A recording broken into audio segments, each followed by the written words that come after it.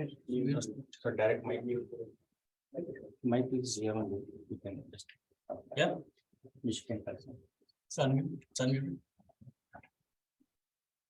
Yeah, unmute. Guys online, can you hear me?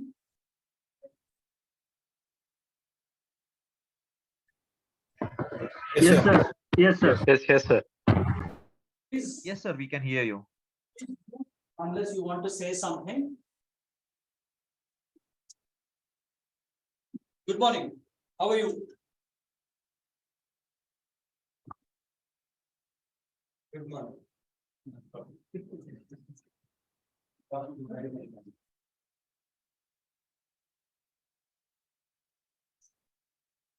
So, first of all, I suggest that all of you sort of get your hands on a textbook like that.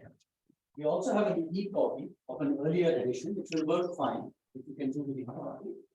But I suggest that you get a nice new 19th edition. Yeah.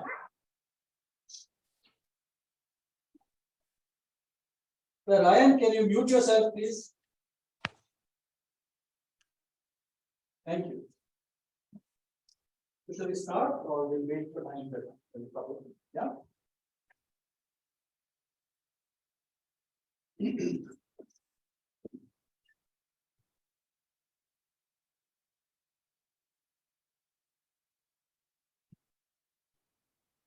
So where are you coming from? How far is the farthest person who's coming to the class? 30. 30. Where are you coming? So, Udit class. Near hospital. Very good. Oh, beach by long way. 31 kilometers. And closest, anybody lives around the campus? Very smart.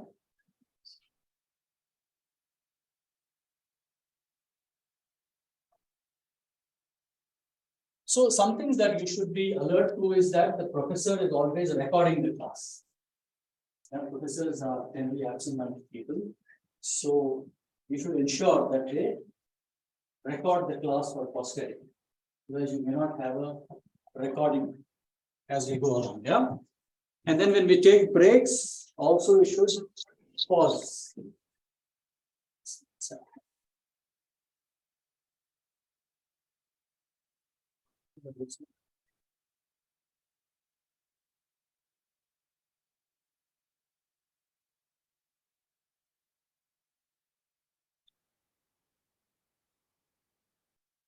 Okay, it's 9:30, so we can start. And so welcome to the first session of organization theory. And probably the most important course that you will ever take in your life if you want to be effective managers. What do you think is organization theory about? General thoughts. What do you think happens in this course? Why should you be sitting in this class today? All right, go ahead, go ahead. To analyze behaviors. To analyze behaviors. Okay, very good. What else? Structure of the organization. To understand the structure of the organization. Okay, great. What else? Why is this course so fascinating? What makes it so fascinating? What is different from what's the difference between organization theory or organizational behavior and say a course like HR, marketing, finance that you will do in your trimester 1? What do you think is the big difference? It gives personal skills to communicate. It gives personal skills to communicate. Okay. What else? Identify the gaps of the specific organization.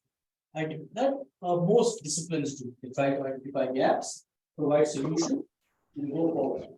Why is this? The question is, why is this course so fascinating? What is subject so fascinating? It learns a structure for anything. Not necessarily. It embeds culture. It talks about culture. Okay. What else? Understand the perceptions of the Understand, sir? perceptions. Understand the perceptions of people. Very good. Perception is important. Perception. You have perception. What is your perception? Anybody has? All of you carry some perceptions. What are like what? You say yes. So like what? Positive or To whatever. Like what? Perception is more about opinion and expectation. And that, you know what is? I'm asking you, what is the perception you carry?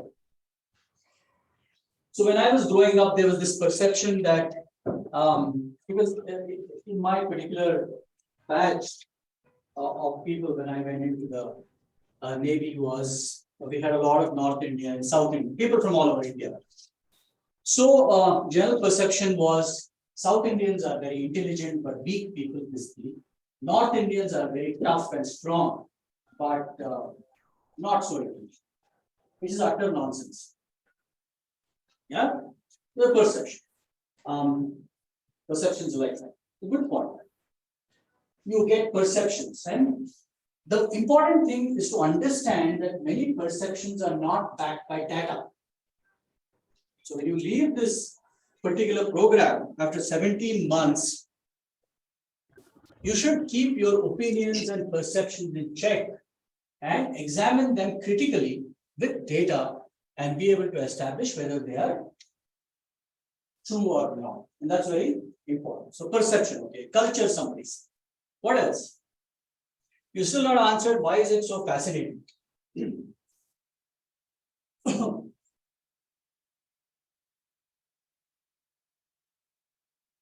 creates a brand. Where does culture come from? You know what's culture? What is culture? Do you have culture? Set of rules of regulations. It's not rules. Okay.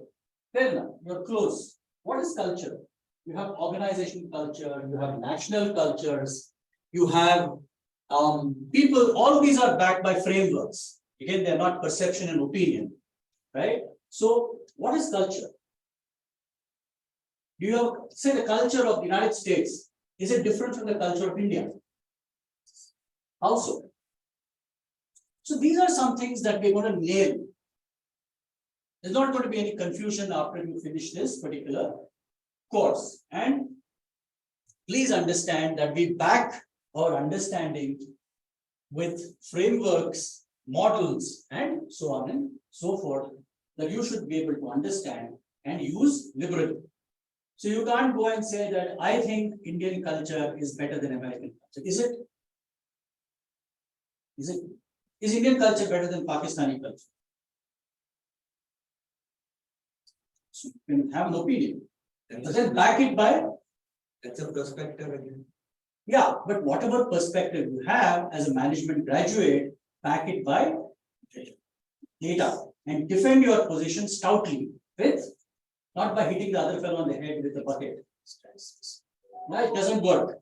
So you back your argument with data, whatever position you take. Indian culture is better than Pakistani culture because of so and so, and be ready to defend it. I don't think it is, but then if you think so, you defend it. Or American culture is not as good as Indian culture because of, then what framework or what model are you basing your argument on? We have still not answered. So I asked you, where does culture come from? What is the study of culture? So, any last guesses? Why is this course so fascinating? So, for example, we will do a whole unit on groups and teams. Where does it come from? The study of groups and teams is based on what? True. It is based on what? Teamwork. Yeah, let me know. But I'm saying, what is the underlying foundation?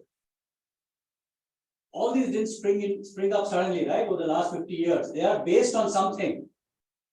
Your understanding of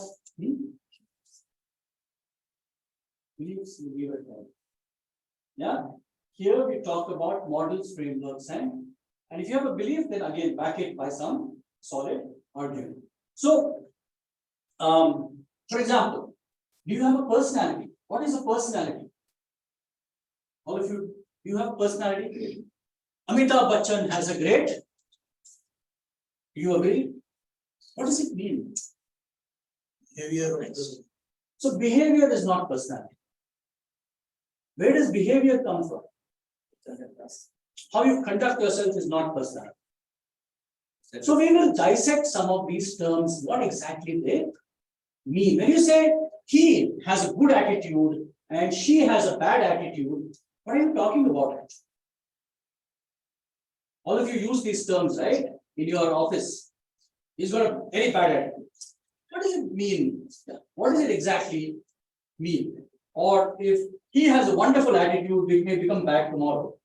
What does it mean? So where do these terms come from and what are they based upon? So the course 18 EPG 104 that you're going to have over the next 18 or so hours and then several hours more for your presentation and assignment is structured as follows. So the first part we talk about you, the individual. We're going to talk about attitudes. We talk about emotions and moods. We talk about personality. We talk frameworks, models. What do they exactly mean? Why is it so important to understand some of these terms? And then we move on to the group. So we have motivation. How do you motivate? Is motivation important? Yes. So is it important to be self-motivated? Or is it important to motivate your peers and your team? It is. One of the big things in organizations as managers. What is a group? How is it different from a team? What is leadership? What is leadership? What's leadership? The resource to take the decision of the. To take decision. Okay. What else is leadership? Responsibility. Very good. Accountability. Good. What else? Coaching. Actions. Okay. Coaching. Very good. Excellent. Yeah. Yeah. Objectives and what else? So as far as I am concerned, leadership is making people do things they don't want. Yeah, and making them do it really well. So it's a very simple definition, but we will talk about leadership. So the second part of this course, we talk about the group. And then we come to the organization. That is, we talk about culture, conflict, structure, diversity, and change. Yeah. So the course is divided into 3 parts. Of course, they go very up and down, but this is the basic foundation of this particular course. It's very important for you to be very clear of all these terms. Should you want to be good, what? Should you want to be good, what?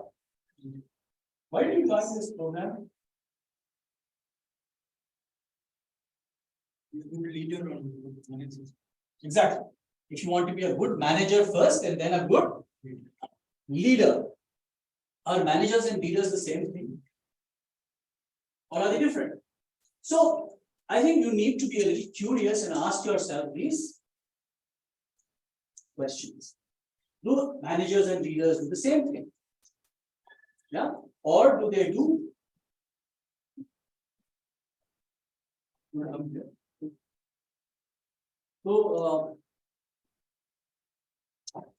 So these are some of the things that we're going to talk about. Any questions so far?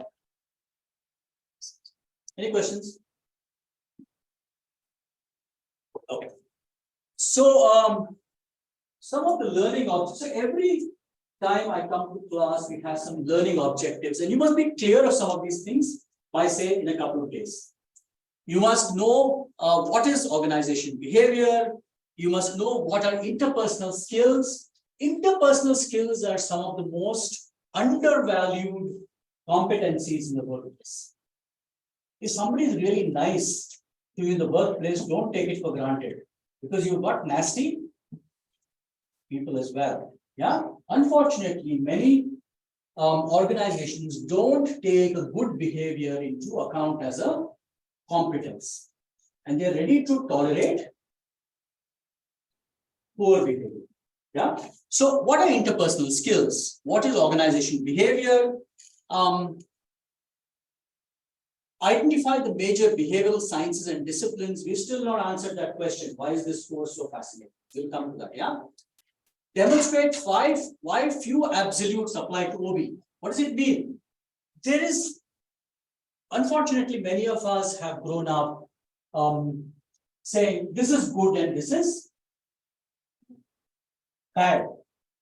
Life actually is really different. There are many gray areas. Some things that you perceive as very good may not be. May change in a few days' time. Or in a few years' time, you might say, this is not so good. This is. Yeah. Why does that happen? We'll talk about attitude and behavior as we go there. Identify managers' challenges and opportunities in applying OB concepts, and so on and so forth. So see these and also describe the key employability skills gained from studies OB applicable. So to careers. So these are some of the things that you should be aware of by the time we finish this particular course. So yeah, we talked about this diversity, personality, values. What are some of the processes that we talk about, like emotions and moods, motivation, perception, decision making, communication, leadership, power and politics, conflict management, human resource management, change processes or change practices, change. You know why most leaders fail? Do all leaders succeed? Many of them fail. Why do they fail? Most leaders actually fail because they can't manage change. It's sort of not thought through clearly, it's not processed properly, and they just sort of let it go eventually. The tenacity is not there. So, and you must understand, like I mentioned in the orientation program, today, if you're talking about competencies that are required, say over the next 30, 40 years, what are those? One is the ability to be, does anybody remember? No, I don't know. Adaptability is very important. What else? The digital world, understanding the digital world. Yes. What else? Flexibility. Flexibility. Adapt. Collaborate. Yeah. To be resilient and to be curious. Yeah. I didn't talk about HR, finance, marketing, and so on and so forth. So these competencies are overarching competencies, and if you want to make progress through life and your career, you must be actually rock solid in many of these things. Starting with, of course, being curious. And some of the outcomes are, how does it impact your attitude, your stress levels, your task performance, citizenship behavior. What is citizenship behavior? Any idea? Citizenship behavior. So there's this very interesting story from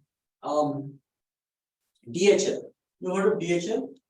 The courier guys? Yeah. So this this driver, he was sort of taking a parcel across the United States and for Christmas apparently. And this one carried a football from a grandmother to her grandson. And midway, he suddenly realized that he was running low in petrol. So he went to a gas station, he went to a gas station and petrol's bunk, and he took petrol. And then he suddenly found that he did not have money. And it became a problem. And he needed to deliver this football. So it's very interesting. DHL says this with great pride. So what would you have done in such a situation? Somebody should have taken care that his tank was full when he left whichever city he had left and he was traveling. Somebody had hoofed up and it was not actually his fault. So then he had not checked properly and he was out of gas. So what would you have done? It's an interesting problem. So life is full of such situations where you will have to come up with solutions. So what would you have done? It's okay, you can take a guess. Guys online too, please don't go to sleep.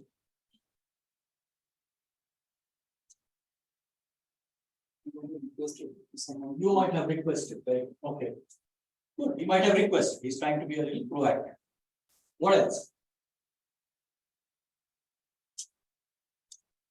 He might have called his organization to help, like, I mean, the company which is responsible to fuel, which is responsible to fuel the vehicle is traveling. Correct, absolutely. Call your organization. Excellent point. Who is that? What's your name? Ashwini. Ashwin. Good. What else? What else can you do? Or one more option is he might, like, if he has the information of the delivery person, he might call him and ask if he's nearby, and He is the delivery person. He is taking the football. Yeah, like the person who, the person who receives the gift, no, like Oh. he is helpful, and if he could travel, if he is nearby and collect his gift, probably. That's also an option. Yes. But what did this guy from DHL do? Anybody else? Yes, He can arrange an alternate vehicle from DHL. he can arrange an alternate vehicle from. Like they do this BMTC buses which break down. Yeah. Because they don't maintain them. So then they call for an alternative. You see a lot of people standing by the bus. Good, good, yes. What else? Thinking. So this DHL guy actually had a watch which was very expensive presented to him by his girlfriend. And he sort of sold it to the gas station for the amount of petrol at a throwaway price and delivered the food bottle. That is called citizenship behavior. That is going beyond your call of. He need not have done that. He would have done several things that you people, but then he took the responsibility for delivering this football to that small boy, which was probably not a very important gift as far as many people are concerned. But that is called organization citizenship behavior. And how many people have that kind of mental mindset to go beyond the call of duty is very, very important. Yeah. Very late. So sorry for that. So, yeah, so we'll talk about what brings in citizenship, what brings in this kind of behavior. Are people born with it? Do they develop it? As a manager, can you teach them? It's inbuilt. It's inbuilt. So people can't develop it. They can't develop it. But some people have it and some people take ownership. Yeah. So another very interesting story is from I shop there all the time. It's not in India. It's called Nordstrom. Have you heard of Nordstrom? Nordstrom is an upmarket. It is a bigger version of our Shoppers Stop, where you get high-end brands. But it's a great place. I like to window shop. Maybe I'll go and spend half a day there and buy something small. It is very expensive, but it's a great place to be in. I like that place. A very interesting story from Nordstrom, which is basically a high brand store, where this family who were driving on an expressway suddenly had a burst tire. And Nordstrom's motto is that the customer is the most important person. So they had a burst tire, and then they sort of car swerved and so on and so forth because it was going high speed. There was this guy's wife and 2 children, and he was furious. So he goes to the Nordstrom store. The manager is always suited and booted and tie, so on and so forth. Catches hold of him, blasts him, and says that you fellows endangered my family's. You come on time next time. Who's going to you come on time? Sorry. Yeah. So where was I? Family.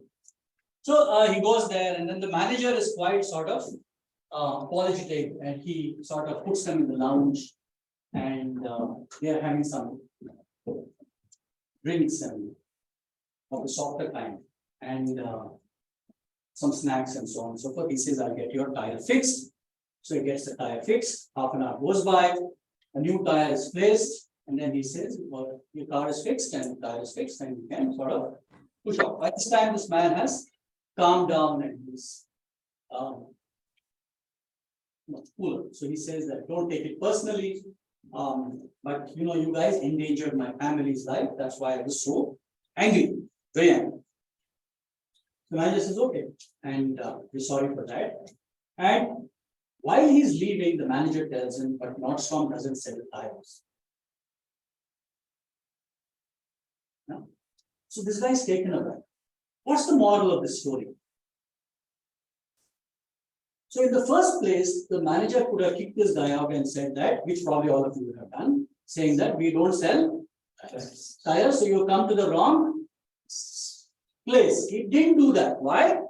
Because their mission is the customer is the most important, and customer does not mean my customer. It means anybody's customer is very important. So he took the time, and these are stories that are told very proudly by these organizations. There are several of them, but citizenship behavior where people go beyond their call of duty to sort of perform their job. And it's important as to how you can inculcate this not only in yourself, but also in your team as future managers and leaders and so on and so forth. So that's an outcome that we are looking at, and we're looking at what is withdrawal behavior. Why do people indulge in dysfunctional behavior? You know what's dysfunctional behavior? Harassment, bullying, physical assault. Has anybody assaulted anybody in your office? So dysfunctional. Yeah, it happens. In America, somebody takes out a gun and shoots somebody, and so on and so forth. So group level is group cohesion, group functioning, and productivity, and of course survival. What does survival mean? Survival of whom? Not you, the organization. How do you ensure that your organization is sustainable and it survives over a long period of time? Sustainability is what they call it. Any questions so far? Are we all good? Okay. So we still not answered why OB is fascinating to us. Anybody? Now that we have covered what? About 25 minutes plus. Why is OB so fascinating?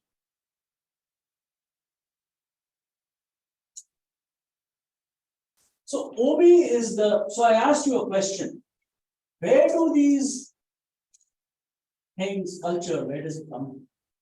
Or where does personality come from? Where does attitudes and why is attitude so important? Attitude. You heard this word attitude? Why is it so important? Nothing to do with this. It's attitude, to feel and behave towards some Very good, very good. Yes. So you must understand that all behavior stems from our. So behavior is the genesis. Attitude is the genesis of behavior. Your behavior reflects your. That's why it's so important. That's why people are concerned they try to find out by several methods. So in your interview, you ask situational based questions, you ask behavioral questions, simply to determine what your intrinsic attitude is. And if they feel that you don't have the right attitude, then you are. Thank you very much. Thank you, sir. Can attitudes be changed? Can Yes. change out very late? Please, sorry, I had work till 1 o'clock last night, so. Not my fault. I'm really sorry. So the thing is that attitudes can be changed, and so behavior can be changed. Can personality be changed? So let's take an example. Suppose there are two twins, one born in Bengaluru and lives in a conservative Hindu family, and his twin brother is taken off to Saudi Arabia and grows up in a conservative Muslim family. Do you think they'll have similar personalities? Or they meet after 20 years? Surprisingly. Yeah. So personality can't be changed very easily, unfortunately. Yeah. You get your personality from in your genes, and it's very you can sort of maybe make some minor changes, but fundamental personality traits are difficult to change, and that's why when you go to places like the armed forces and so on, personality testing is a very, very big. Do you have the personality to be a part of the armed forces or no? Is the question they are asking themselves. And if you don't have, it's not that you're a bad person, but if you don't have, then please go and work somewhere else. This is not the place. So if anybody who has gone through an armed forces service selection board knows that the personality testing component is very, very rigorous and very, very lengthy. And that's the most important thing. Whether you can do those physical tasks or not is not so important for them, because that can be taught. But they can't alter your, and that's why companies today check on personality. Because they don't want people with different kinds of personalities to creep into the organization and then create conflict. Yeah. So I don't know how many of you have gone through psychometric tests, which is actually psychometric tests. Have you heard this term? Yeah, which actually is testing your personality. Yeah. So what do good managers need? Generally, good managers need to have a high emotional. What is EQ? Emotional quotient. What is it? You've not heard this term, emotional quotient. You have, what do you think it is? Consideration. Okay. Consideration for whom? Table, chair, or other people. Right. What else? What is an emotion?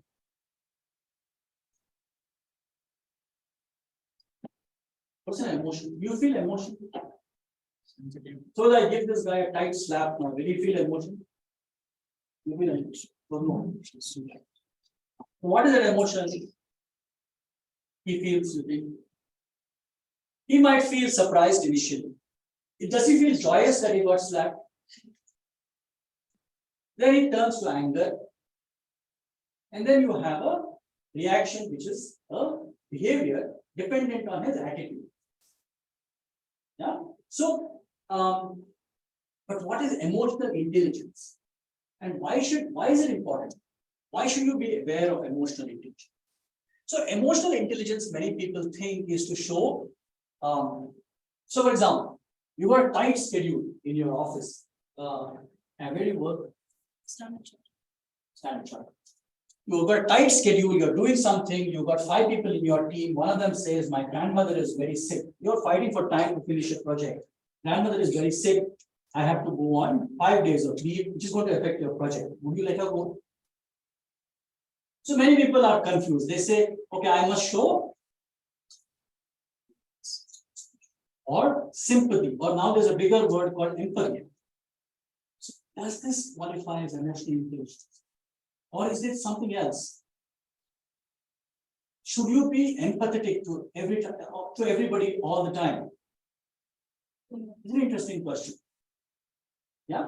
So you need to have high emotional quotient or emotional intelligence. I'll tell you what it is. Of course, you need intelligence. Only the idiots say that intelligence is not important. Is intelligence important? It is. It is politically not nice to say that this person is more intelligent than that. But companies test you for intelligence. All the big companies will test you for, right from the Googles to the Apples to the Microsofts to all those organizations, they're checking you out for your fundamental intelligence, IQ levels. Also, they're checking you for personality, for attitude, for various other things, for leadership and so on. But they're also checking you for how do you develop intelligence? I mentioned the term earlier. How do you develop intelligence? Skills. It's very good by learning new skills. What else? Reading books. Yes. Need for experience. Very good. Yes. By being curious. By being curious and by trying to whatever way, you don't have to just read. You can also listen to books. Now there are podcasts and so on, but get that piece of machinery working a little bit. It rusts otherwise. The brain is the only muscle which once expanded doesn't return to its normal size. It stays. So get it expanded. So intelligence quotient, technical competence. You can't go to a job and say, I really don't know what's happening here. Can I be a professor without knowing how to teach? Might be a great leader, man manager, dean, strategist, and so on and so forth. But if I call myself a professor, I need two technical competencies. What are those? One, two. Okay. Okay. Three.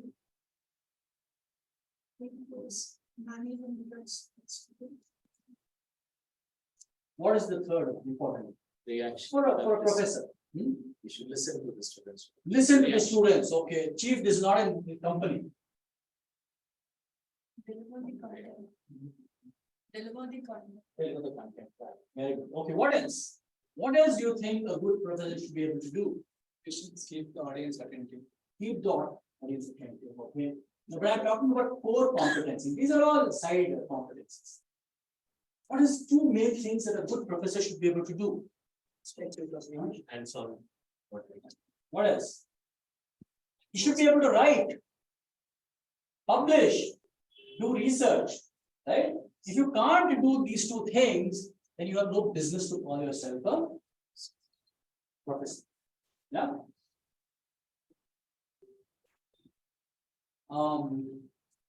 So you need technical competence. You need fortitude and resilience. Why do you need fortitude and resilience? What is fortitude and resilience?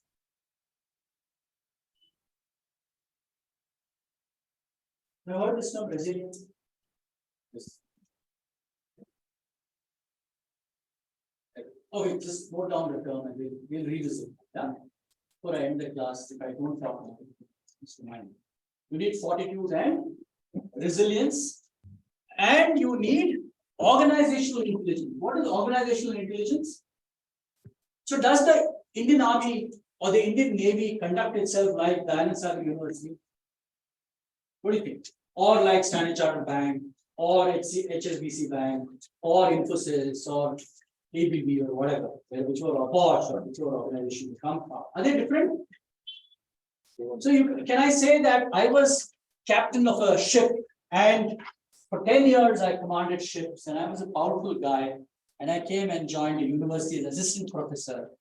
Can I behave in the same way or assume that a university will work like my ship? So many people make that stupid mistake. So you need to be aware of what is the intelligence that drives different kinds of organizations. Genius, you're a genius, you need a pen. Are you a genius?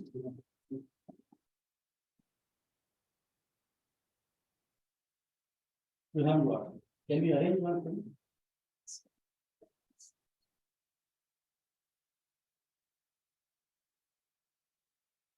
You have.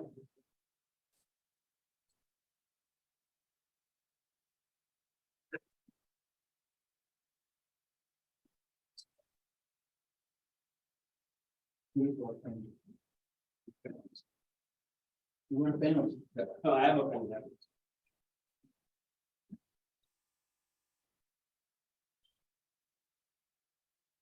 Okay. So these are some things that a good manager you need to develop. Go and read, figure out how you're going to do it. And emotional quotient is fundamentally how do you sort of understand the emotions of others? How do you understand your own emotional state? And how do you understand the emotions of others? People, so that you can manage them better. So emotional intelligence is not just about being considerate or empathetic to other people. It's about understanding the emotions of yourself and other people and using it for what? Why should you understand the emotions of other people? Decision should not be driven by their emotions. Very good. Excellent. What else? Good point. Do you think emotions drive decisions? Do you think that your emotional state drives your decision making? Sometimes yes. Do you have any experience where high levels of emotion drove your decision making? Yes. Tell me.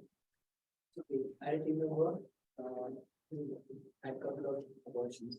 The performance was at the stage. I was in a situation where the vegetarians are she's already down by then we took a lot of including the HR and then cautious decision because she was carrying. We should not look for emotional reason. Whether it may impact it may not impact. We should be cautious in terms of the state of mind are important in the decision. That it was really tough as a manager to handle that because you know justify my work neither her state of mind. Okay. Fair enough. So you're saying that. So what is the emotion at play here? Actually, what she's going through. So that is her emotional state. Exactly. What about your emotions? You were the manager, right? As a empathy. You felt empathetic. Empathy is unfortunately not an emotion. Yeah, it's a state of mind. I'm talking about emotions. Say when you are very angry. Has anybody taken a decision when they're very angry? I'm really angry, I want to kill this fellow. And then you executed it. Sitting here. But, For me, sir, I was very angry with my builder, so I told him sell my flip. Even I posted the things here and there, and then in that emotion, I was ready to sell it at any cost. But all the time, 2-3 months, I failed. Okay, that. So that time, that decision was made in that emotion only. who is this Galaxy M30? Hello? Okay. Galaxy M30, if you can't identify yourself, I'll give you a- आवाज आता है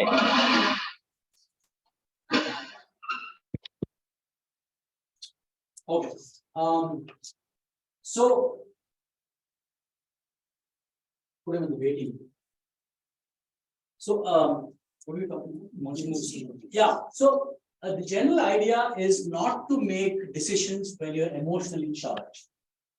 Either you're very happy or you're very sad is not a good idea for you to sort of make decisions. So I remember that when I was doing my master's, that is, I was about my next promotion was to be captain, which is a very difficult exam. And we have Viva. These Vivas are not like your capstone project Viva for about half an hour, 45 minutes. They go on for days together. It's very difficult. People fail, many people. And the examiner in Bombay, I'm sitting in Bombay in summer, with a suit and a tie, sweating like a pig. And I was running out of shirts because he would call me on successive days and I had to go and buy new shirts every day. And, ನನಗ ಲಕ್ಷ್ಮಿ ಇದ್ದಾಗ ನಾನು ಅವಾಗ ಕೆಳಗಡೆ ಮನೆ ಇದು ಮಾಡಿಸ್ತಾ ಇದ್ದೆ. So the thing is that he told me that Nagaraj, you passed. That means I was in the great, state of seventh heaven. I came out, Malad Pier. I was walking down, and there was this family. I remember very clearly, 1995-6, and there's this family, 2 children, 1 man, and he said, "Sir, I've come to Bombay. I'm from Nashik. I have no money. I need money to go back." So, what do you think I did? Fished out my wallet and said, "How much money do you need?"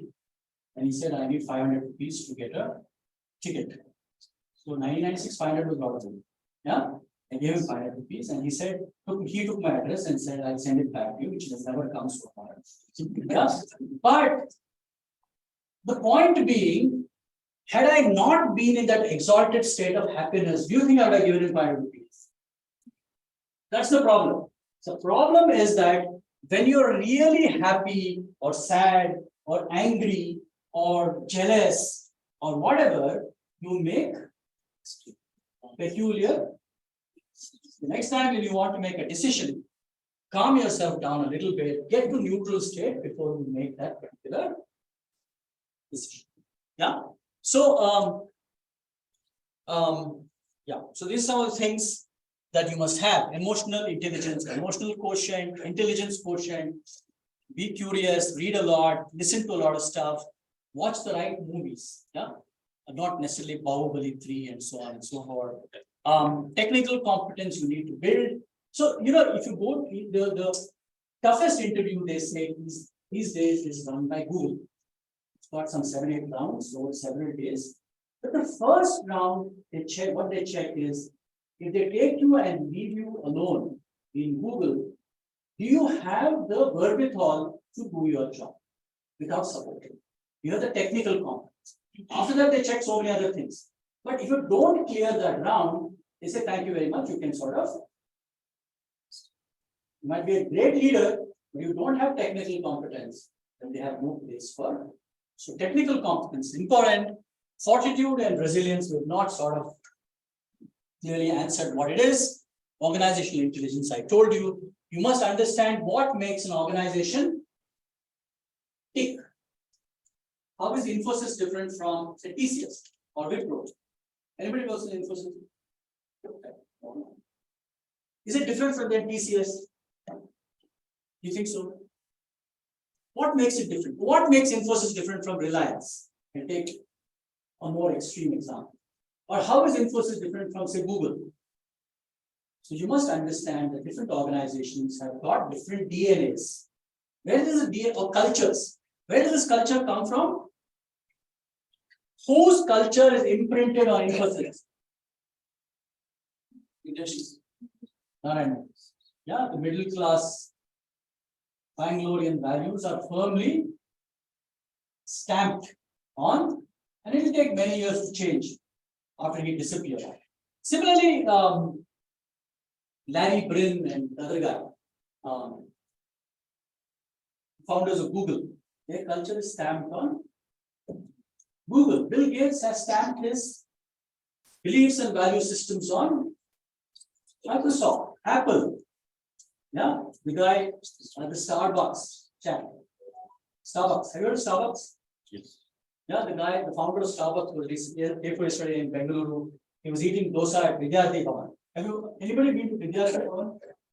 None of you? All the local guys who have gone. But if you haven't, please go and eat a dosa.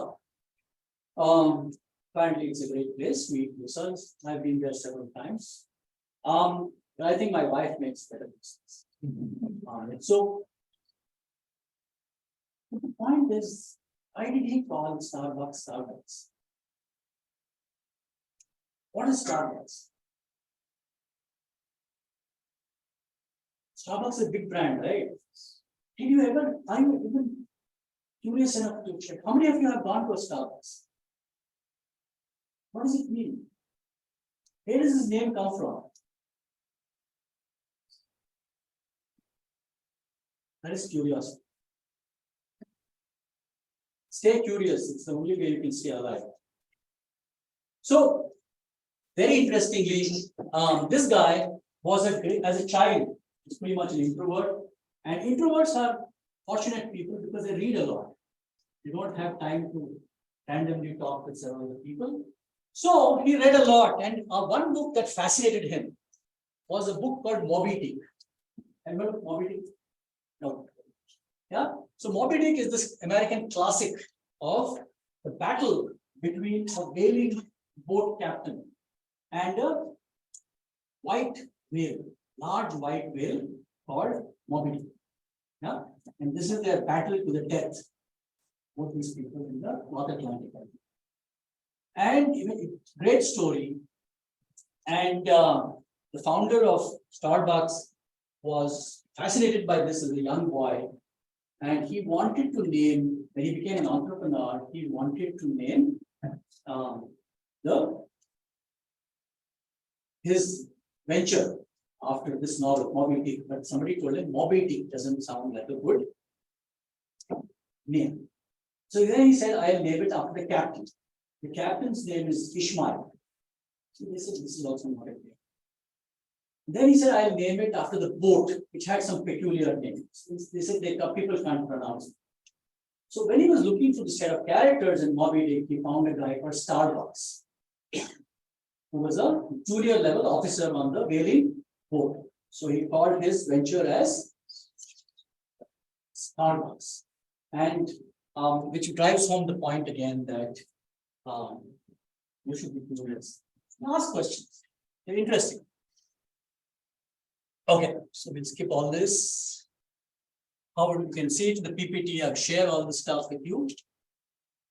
Okay, so what are the manager's functions, roles, and skills? What does a manager do? What does a manager do in organization? He directs. Okay. What else? What does a manager do? He directs. Very correct. Supervise. Okay. Very good. Achieve the given targets. What does he supervise? He supervises everything. Okay. Which part of Kerala are you in? Huh? He mentors, very good. We're getting somewhere now. Mentors. Yeah. Today, supervision is a little bit of not a happy word. Yeah. You should go and say, the other day a lady called me and said, I want to join Diane Sagar University. So, okay, what would you like to do here? This is my school, that is School of Commerce.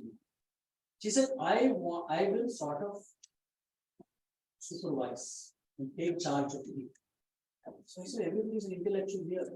Most people are PhDs and they're all grown up people. They don't need to be supervised.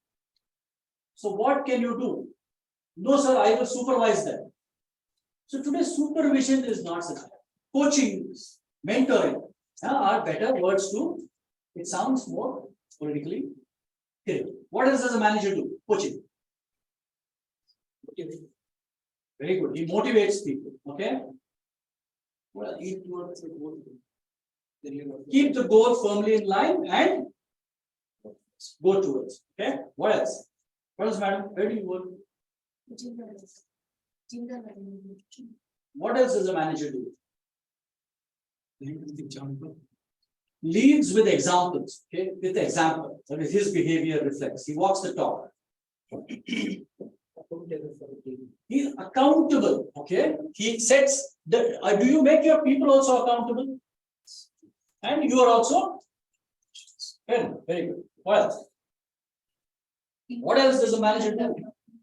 Huh? People management and development. People management and development. Okay, so she sort of took it to an overarching type. People management is what we're talking about. Managers do people management. What else? It defines the role. He defines the role. He defines the role. Okay. Okay. And he enables the people. He enables the people to do the defines. Very good, okay. Sets the benchmark. Sets benchmarks for achieving the goal, like somebody said. Yeah, good. What else? Takes responsibility. Takes responsibility. So the team fails, that means you can kick me out. Is that it? And what is responsibility? I want to narrate a interesting incident which one of my friends had several years ago. So this guy was sailing to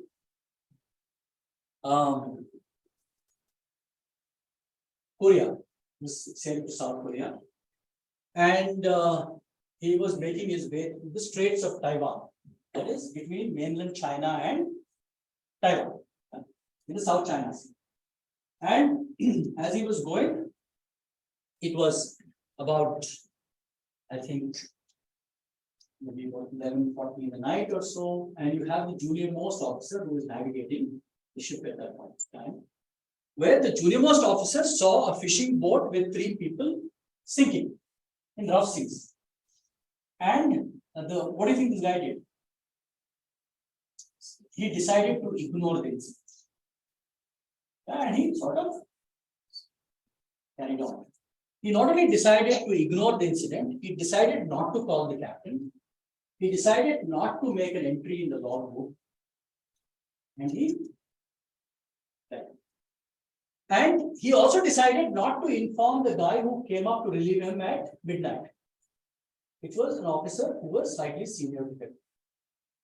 So in the morning, when the captain generally surfaced on the navigating area at 7 o'clock. I think the sea had calmed down, it was blue sky, everything was good, they had a good breakfast. He was totally unaware. He landed up in Korea, and by that time the boat had sunk, those 3 people had died. Satellite had picked up this whole incident, and the captain was arrested, and it went to court. So he went to court and he said, I did not know that some incident like this had happened.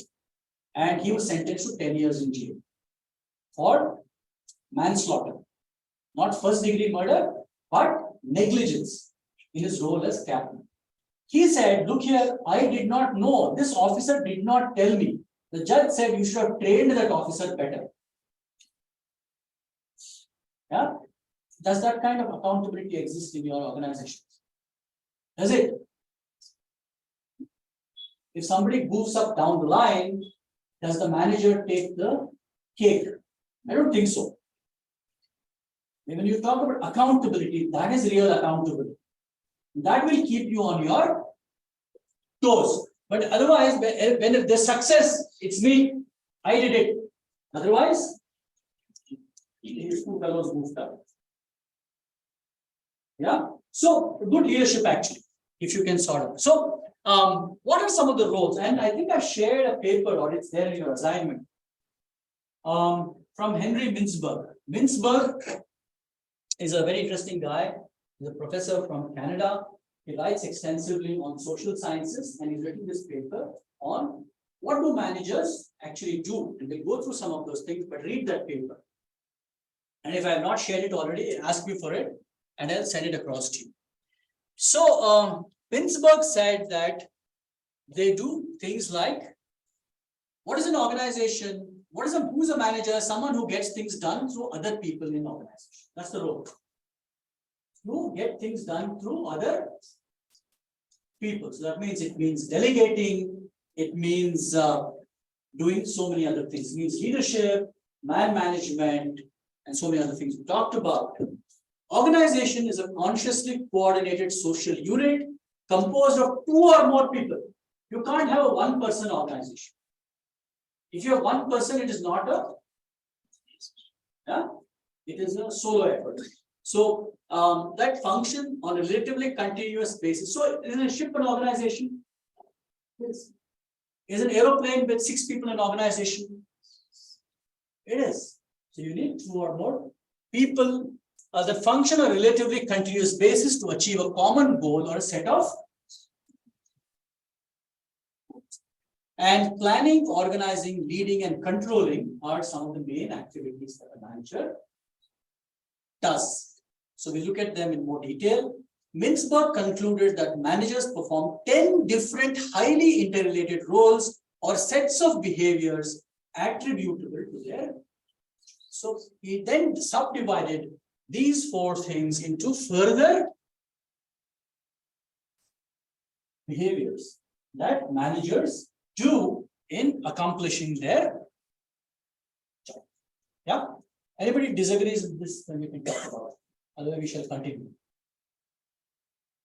Your point, anybody has a point of view? No. So, I think you should carefully note down these things and reflect upon them.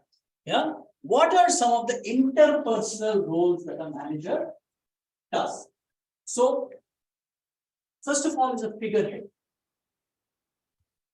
So, for example, many of you, all of you attended the orientation program. Did you meet our vice chancellor? What is the role he was playing?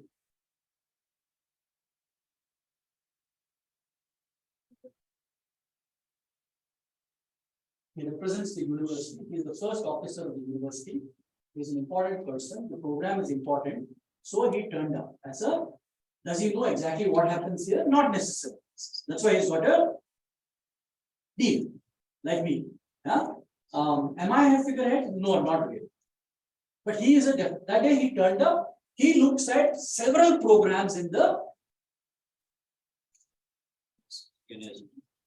So he turned up there as a figurehead, that is symbolic head required to perform a number of routine duties of a legal or social. Right? So as a manager, sometimes you can't say that I won't go for an office party. You're expected to go because you're a figurehead. You go and represent your team. Yeah. So in fact, in the Navy, if somebody can't become the chief of Navy staff if he is not married. You know that? If you're a bachelor, you cannot become. Because it carries a figurehead. Chief, half the class is over. Sorry, I got confused with the role. Okay, where did you go? Like, it got delayed. You're confused or delayed? I got confused Both. actually with the rules.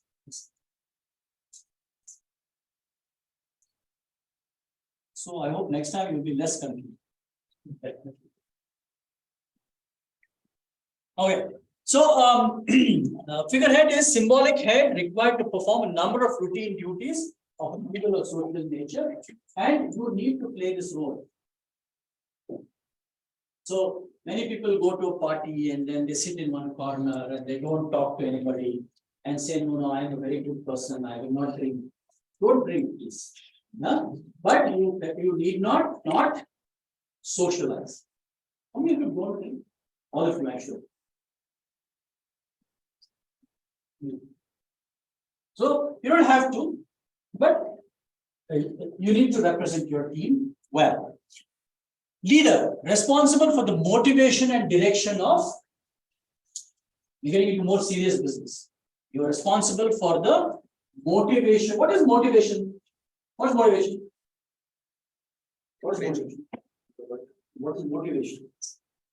How do you motivate people? Raising the salary. To do the work. Yeah. How do you guys motivate people? Encourage. Okay. What else? By giving opportunities. Giving opportunity. Very good. What else? We appreciate. So if you're flying an aircraft and you're the pilot, you make the air hostess sit in the pilot. There's an opportunity. Right? What else? How do you motivate people? What do you do? Very good. I will make them to achieve their goals. You make them achieve Which will be their goals, which is also aligned to the organization goals. Yes, sir. We understand that. I'm asking you how. Rewards and recognitions. Very good. Rewards and recognition. Excellent. What else? By giving examples or by sharing experiences. By telling stories. Very good. Yeah. Yes, storytelling is storytelling is a very important competence today. It's like I told you 2 stories. They're important because they trigger emotion. And their real life example. They're real life examples. By letting them take the decisions. Very good. You give them autonomy. Very good. Excellent. You give. It's a very big motivator. So 1498 is a bit of a benchmark here in India. Any idea why 1498? Huh? Vasco da Gama came to India. He landed on the Malabar coast, somewhere where our friend comes from, and then he made his way up to. So when Vasco da Gama came to India, something had happened he was a Spanish guy, and the Spaniards had they just come out of something called as the Conquista. So Spanish history is interesting because it was occupied by the North African Muslims for about 500 years, much of Spain, and by between 880 to about the next 500 years.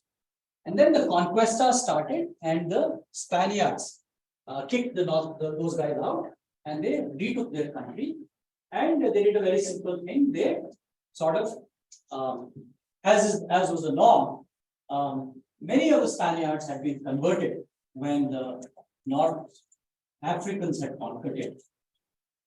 These people reconverted it, and they became a Christian country again.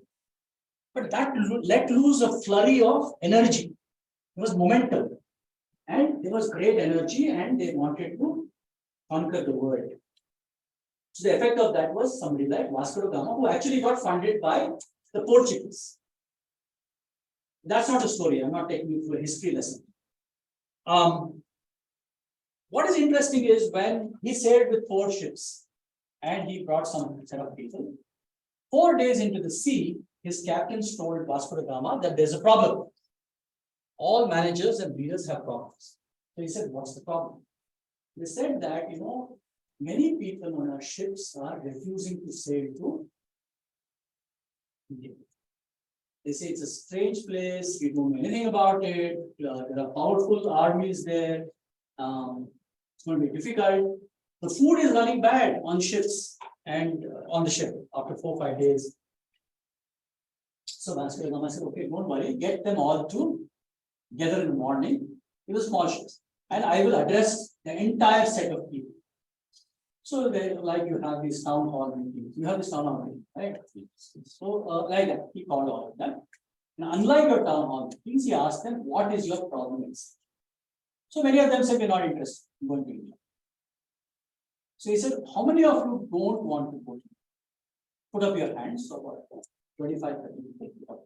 So they're very clear, we don't want to go. So he told his captains, we should catch them and throw them in the sea. They were all. He said, now who doesn't want to? Everybody said, we are fully charged up to go to. And he landed up on the Malabar coast, and the rest is history. They were in Goa for the next about 500 years. So don't think that motivation is only rewarding and recognizing and encouraging.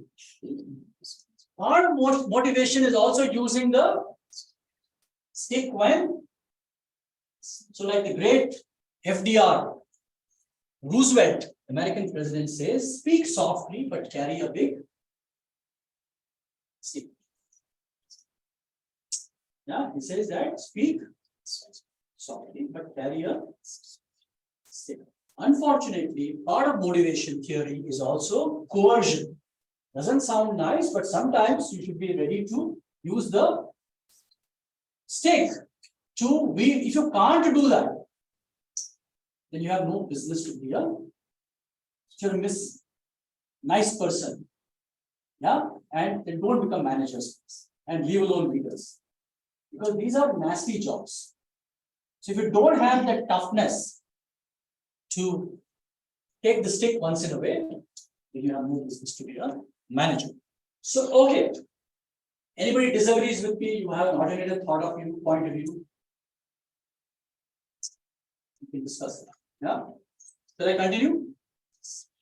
Okay. So responsible for motivation and direction of employees and maintains liaison. Very important. Maintains a network of outside contacts who provide information and very important. Can you have a network, liaison? Do you know people outside of your party?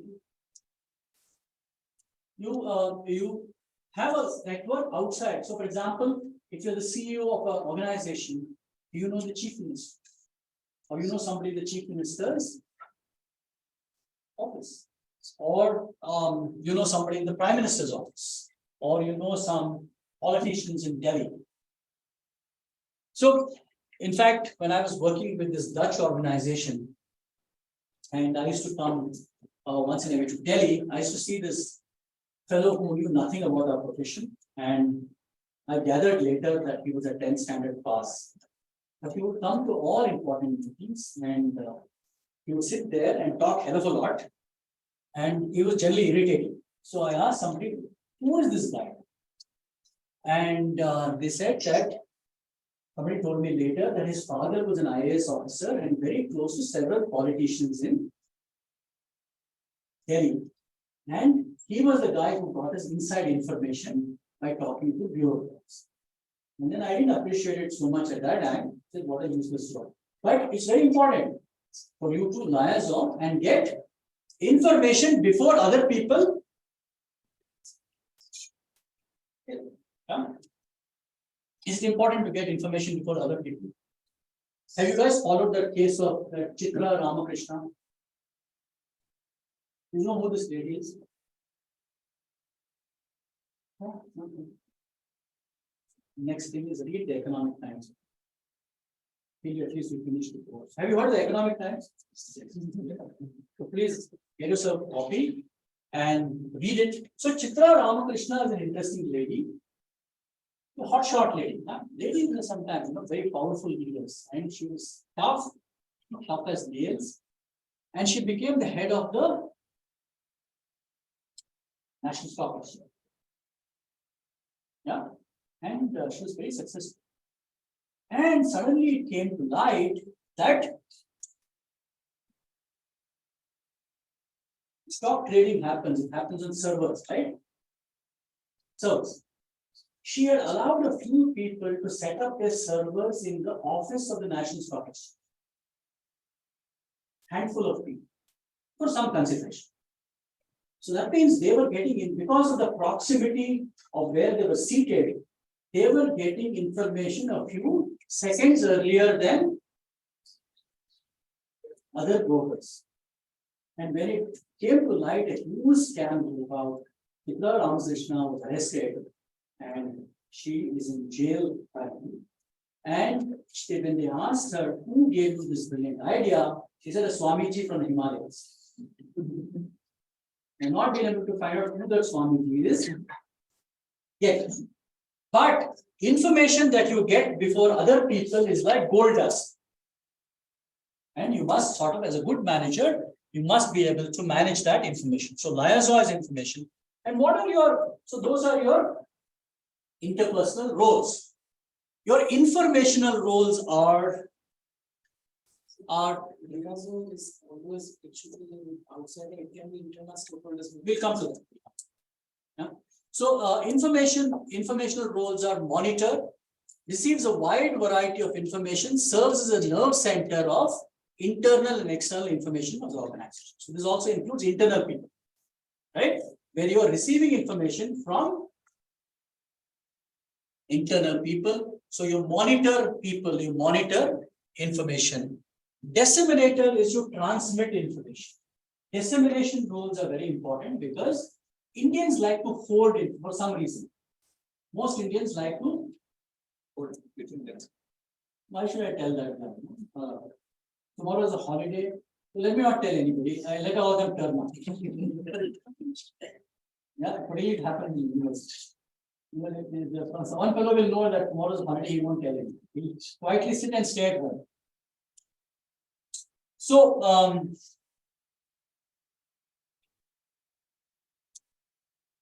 yeah. So you're expected to disseminate information, transmit information received from outsiders or from other employees to members of the organization. And a spokesperson, that is, transmits information to outsiders on organizations' plans, policies, actions, and results, serves as expert on organizations' industry. So you are also a spokesperson. Are you confident about, I posted yesterday about my short article in the week. Did you see it? Have a look. I put it in the WhatsApp group. All of you on the WhatsApp group? Yes. Yeah, please get there. Yeah. So the short article, it talks about we were ranked as a 13th best emerging bee school in India. Proud moment for us. But I wrote a short article. So I'm a spokesperson. I talked about what is management and how is SEMS important. Yeah. So spokesperson roles are important. So we talked about interpersonal and informational roles, and we will come to the decisional roles. That is, you need to be an entrepreneur. Should you be an entrepreneur? So today, if you expect to go to should you go to office every day and then talk to your boss and say that, sir, could you tell me what should I do today? It is assigned. So otherwise, you are expected to sort of come up with ideas. Have you heard of this company called Kodak? Yeah. What is it? Kodak.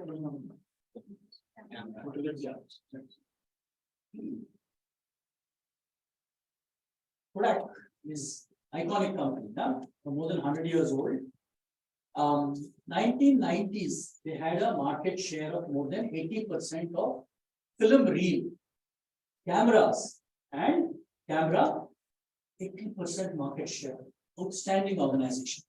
And then some fellow like me, the manager, was sitting on the table with his legs crossed and reading the newspaper. The young person went up and said, the next big thing is the digital camera. And this guy said, we have 88% share. Nobody is going to use a digital camera. Kodak filed for bankruptcy in 2010. And they have disappeared forever. So, today the world thrives on ideas and innovation.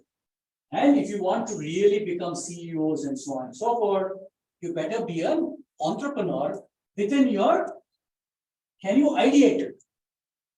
Can you come up with new ideas? So, when my boss hired me in 2018, he didn't hire me because I'm a handsome guy and I wear a nice tie. So he said that you sort of have to establish executive education in Dayanand Sagar University. Could I do that? So do I represent an entrepreneur? Yes, in my own right. I started something new, right? So all of you must have that entrepreneurial role. That is, how do you innovate, be creative, ideate, and come up with new ideas in your organization? Because if you're just hanging around and saying, sir, you please tell me what to do and I will do that, it's not going to work. Anybody wants to contest that? You think no, you just go and sit on your backside, warm the chair, go home in the evening at 4 o'clock, and I think everything's fine. Does it work like that? Not in private organization. Yeah. And then you are a resource allocator, that is, makes or approves significant organizational decisions. Why is a resource allocator important? Why is it important? Yeah, true. Why else? It keeps the business going. Of course. Yes. What else? Why is this such an important role? Resource allocator. Optimize existing resources. Very good. Optimizing existing resources. Why? Because resources are scarce. All resources are scarce. Bringing efficiency. So what do you think is the, so the Kannadigas and the Tamilians have special liking for each other? Why do you think so? So that is the problem with resources.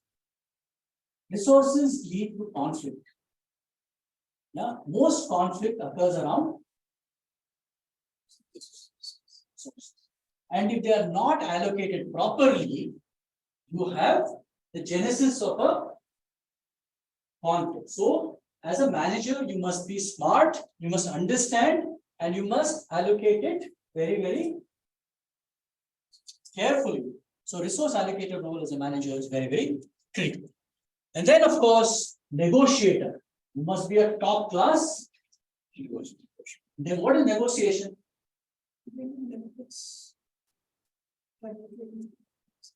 Bringing a win-win situation for all parties. Right? How do you do that? Effective communication. One is yes, effective communication. One, what else?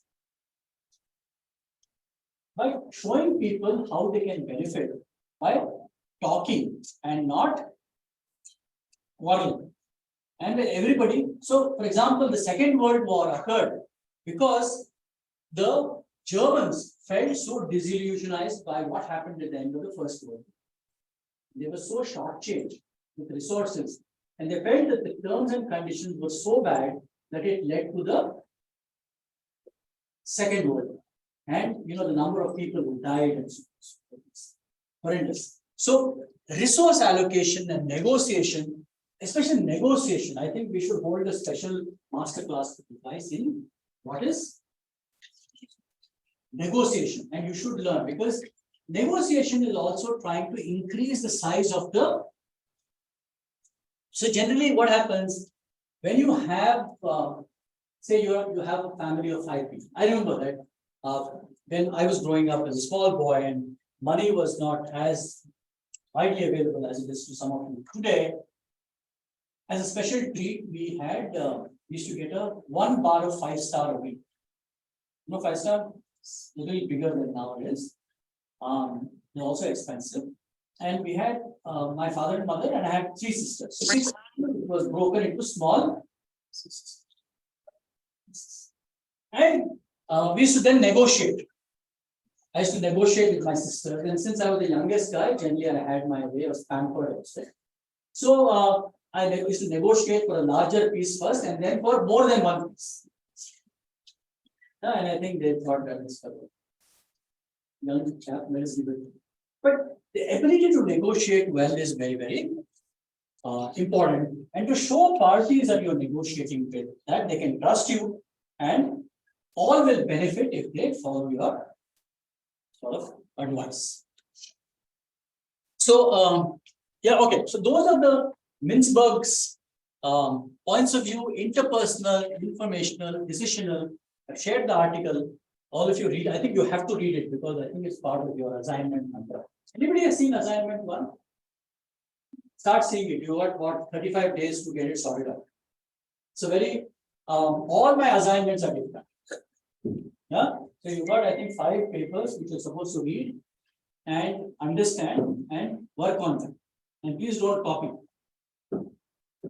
Yeah, or copy and paste on the internet. To preclude that, you also have to make a 10-minute video on what you have understood from those 5 articles. That is difficult to copy. Yeah, and that video needs to be sent to me. Unless I see that video, I won't grade your written work. I make myself clear. So please start reading today evening. Have you got LMS access? So, before we start that, can we see some previous examples? Nothing to see. This is all be entrepreneurial, be innovative. Nothing to it. There is a target. You're supposed to read the articles and you're supposed to write 250 words on each and then submit it in a Word document. By not copying. Yeah. Okay, so we'll take a quick break for about 10 minutes and we shall reassemble. Any questions before we sort of take off? Should ask questions. In today's time and age, being quiet and not asking questions does not make you a good boy or girl. Any questions? What are questions? Do you understand what I'm talking about? Or is it all sounding like some? Because I turned back. I'm sorry. It was your story digest. In the afternoon, I think, I don't know what course you have in the afternoon. Marketing. HR. So it is quite different from OT. Then you'll have marketing and accounting tomorrow, which is very exciting. So have fun. There's a lot of learning, but stay focused. Yeah? So think about any questions that you might have, and I will sort of. Anybody's going to be in the room?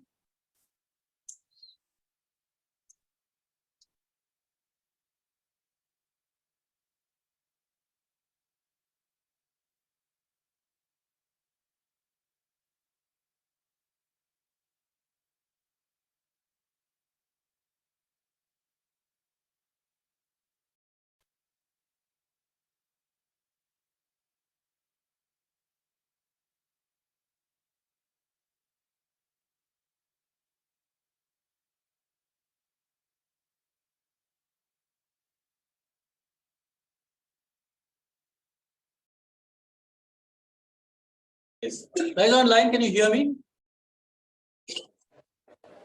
Yes, we can hear you, sir. Yeah, okay. So I want to play this video clip from a movie called Unbroken. It's a true story about a person called Louis Zamperini, who's an Italian immigrant, came to the United States. We'll watch this clip and then we'll talk a little bit more about this person. So it's very interesting. So let's watch it.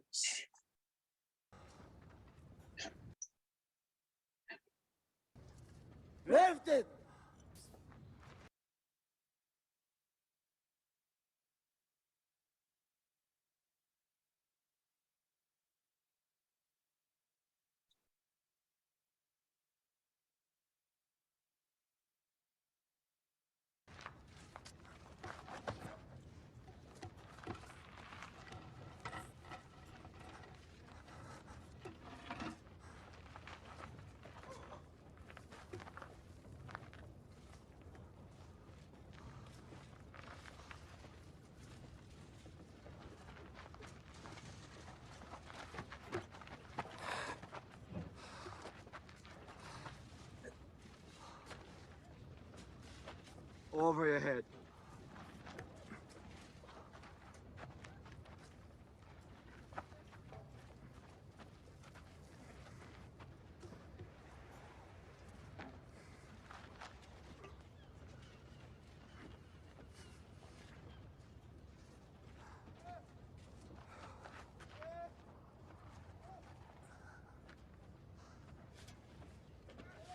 If he drops it, shoot him.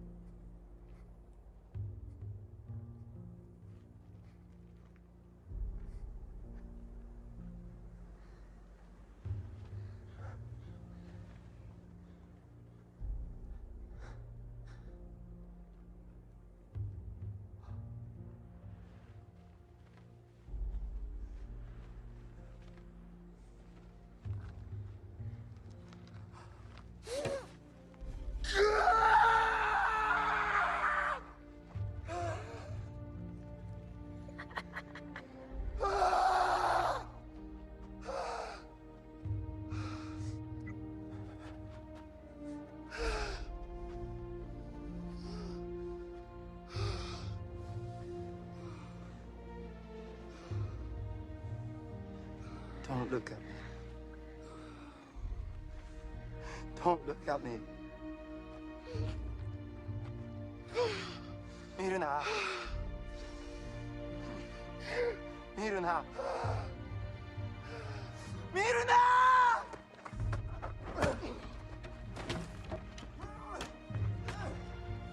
Don't look at.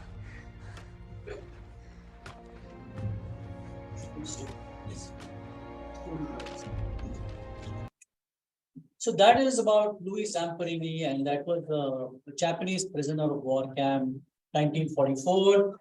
What did that clip tell you? I mean, what is your line?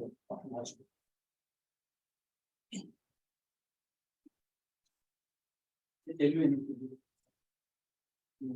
Never give up. Never give up. Very good. Never give up. Yes. Good point. What else? Very focused. Stay focused. Okay. Determined. Okay. So Zamperini's life, he died this last year at 92 or 92. He had a very successful life, but his life was full of hardship. What stands out about him is he never gave up. And that is what is fortitude and resilience very much required. Because today, uncertainties have grown enormously, and all of us are going to fail. Yeah. So if you do not have the fortitude and the resilience to bounce back, that's what I was talking about. I said I'll come back to those two terms. If you don't have them, the slightest failure is going to sort of get you into depression, and your team is going to implode. So the ability to hang in there and the ability to sort of bounce back from failure is a critical competence in today's world. Yeah? Because if you have not failed, you will. I can assure you. No human being goes through without failure in several things, or many things. So, but if you're not able to have that fortitude and resilience in bouncing back, then, and Louis Zamperini, you should watch that movie, it's called Unbroken. Series of problems. Yeah? But eventually he led a successful life. And he came out of that prisoner of war camp in one piece. A lot of his fellow prisoners sort of drew inspiration from his story. Yeah. Any questions?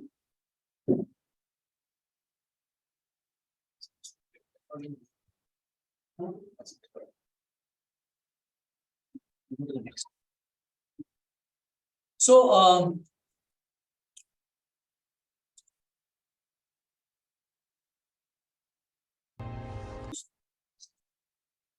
no, check.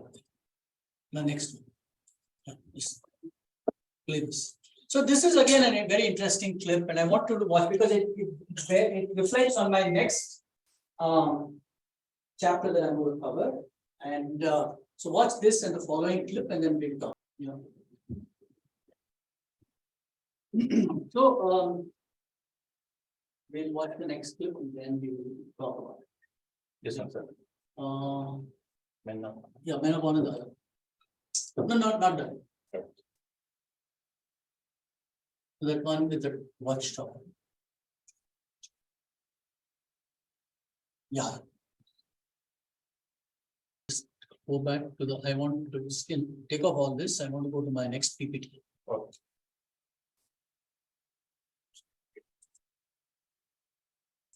The Diversity.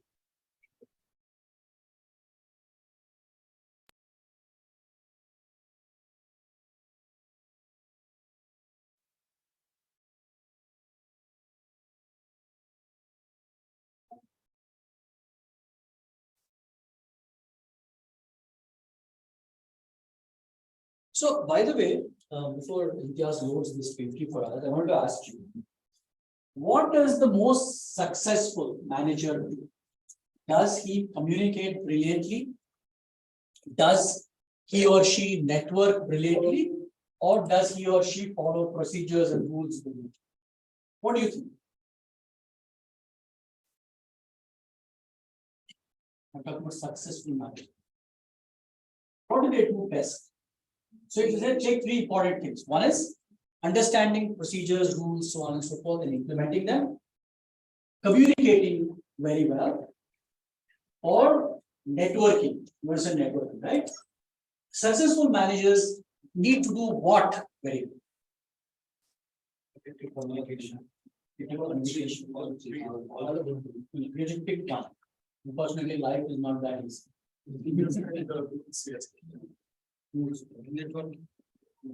So most people have agreed by research, have agreed that they need to sort of network. I'm not talking about good or effective managers. I'm not talking about effectiveness. I'm talking about successful people. Successful managers who go on to rise in organizations need to network very, very well. Need to know people within and without your organization. Thanks. Thank you. So, those two clips which I showed, of course, a little out of context for you. Another great movie called Men of Honor. And 1950 America, 1950s America was very racist. And black people could get into the US Navy only as cooks. Right? Just think about it. They could not become anything else than a cook. And this guy wanted to be a diver, which is a very specialized thing in the Navy. And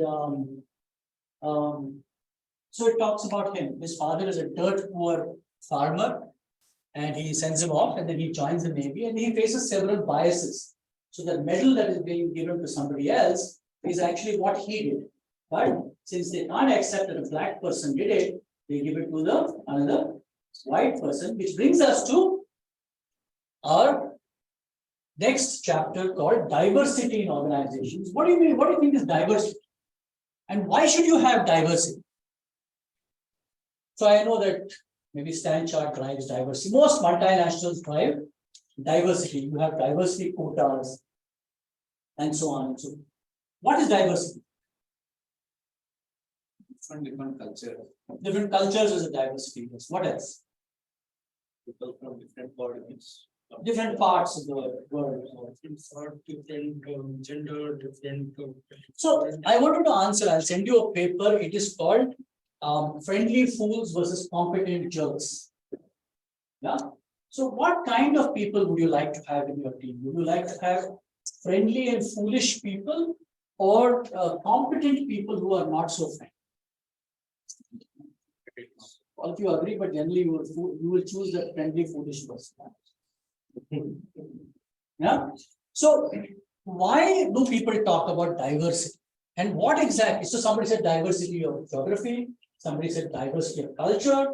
What other kinds of diversity can you have? So I was on leave once, and I had come down from the Netherlands, and there was a call center close to my home. I walked up to the call center. There were a lot of young people. I asked them, "Can you?" I was just touching, I think, 35 or 36, and I said, "Can I join the call center?" Because I saw an advertisement. They were paying some 15,000. So that girl then looked at me and said, "Oh, you're too old." He said, "What's your problem? You wanted good English, which I can speak. I can communicate with that. What has my age got to do with it?" He said, "No, you're too old. We can't." Is that fine? What's the problem? So the question remains as to why do companies chase diversity? What does diversity bring to the table? Why should you have diverse kinds of people? Different ideas, very good. Yes. Is having different ideas important? Like I said, without ideation and innovation, your company is as good as dead. Yeah. So diverse, look at nature. Nature is diverse, right? So diversity is a very natural thing, and diversity brings ideas, ideation, and a process of accepting, accommodating. Yeah. So what kind of diversities do your organizations? Anybody can talk about it? We talked about two, culture, you can have age diversity. What else kinds of diversities do you have? Behavior of the youth. Not really. Huh? Skill awareness. Yes, in that. But it doesn't come. Gender diversity. Gender diversity. Yes, right. What else? Gender diversity. What else? For all these things, you have to go to the US actually. They are very good at inventing several things. National, I think that comes from culture. Different national. Cultural diversity. What else? You have not heard of the word diversity? What organizations do you work in? They don't have a diversity policy. You know? What kind of diversity? LGBTQ and especially LGBTQ. Yeah, yes. Everybody knows what's LGBTQ.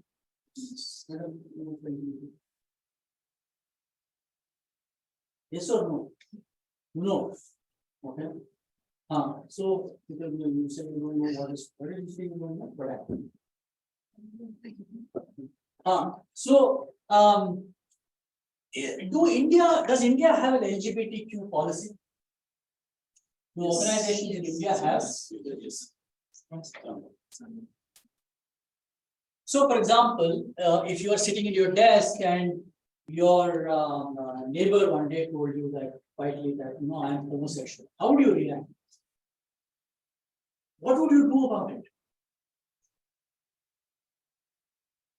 Question is to all of you. Is it fine? yes. Does anybody have a problem? Yes.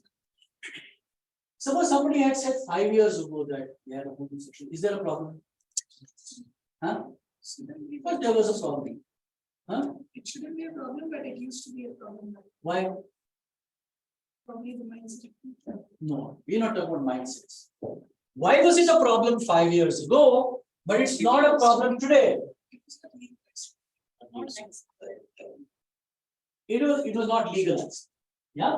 So India still followed a British colonial rule on homosexuality till a couple of years ago, till the Supreme Court overturned them. And today, people can sort of openly have whatever orientation they want to have, and companies are, but I don't know whether companies specifically have a quota for that. Do they have in India? I'm not sure. They have? Which companies? So they take people, LGBTQ. Very good. So that is very good, excellent. I would like to watch the fun after they take you. Yeah. What happens after that? So anybody else? Any other kinds of diversity? So we covered LGBTQ, which is one area. We talked about culture. We talked about gender. We talked about age. What else? What is one more important diversity quotient that you can have, which companies have? Specially able people, yes, specially able people with different kinds of disabilities like autism or physical disabilities. They don't have the leg or hand, whatever. Do your organizations have specially able people? Yes. Yes. They have? Yes. Yeah. So today organizations are saying we need to be, India is also one country which has sort of given some 2% quota for transgenders.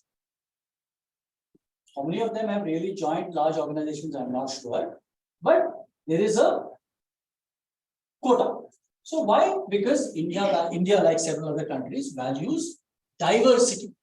Now, diversity per se is very good. It sounds very nice. You want different kinds of people, like our friend here said. It generates ideas. Yeah. But what is the problem with diversity? Very good. It might lead to conflict. Like I said, Suppose you suddenly discover that the person sitting next to you was a homosexual. How does it behave, act on your own psyche? Are you comfortable, not comfortable? Do you want to work in that organization or not? Do you want to move on? And so on and so forth are several points of view. So one is that, and more importantly, while it is a wonderful sounding thing, there has been no clear correlation between diversity and productivity. So nobody has been able to show that because of diversity, I am producing better quality or more. Yet, yeah, the general feeling is that this must be a good thing because it reflects, it sounds good and it reflects nature and so on. So what are the problems with diversity? That is important. Having diversity quotas, quotients, finding people, you can find any number of specially abled people in India. You can find maybe LGBTQ people. You can find gender diversity. You can find, having talked about gender diversity, gender, point on gender. Do you think women receive a fair deal in the workplace? Everybody agrees or some people don't agree? Do women in India receive a fair deal in the workplace?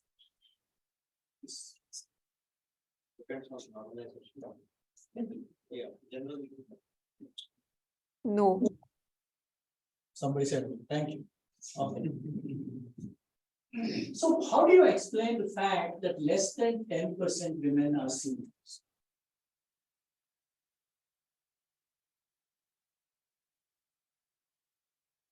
So Professor, can you repeat? You are not audible. I said, how do you explain the fact that less than 10% women, of if you take the global CEO population, less than 10% are women. So does it mean that women are not capable of holding leadership positions? Can we agree on that? How do you explain this? Because of the male domination. But you just now said that there is no problem.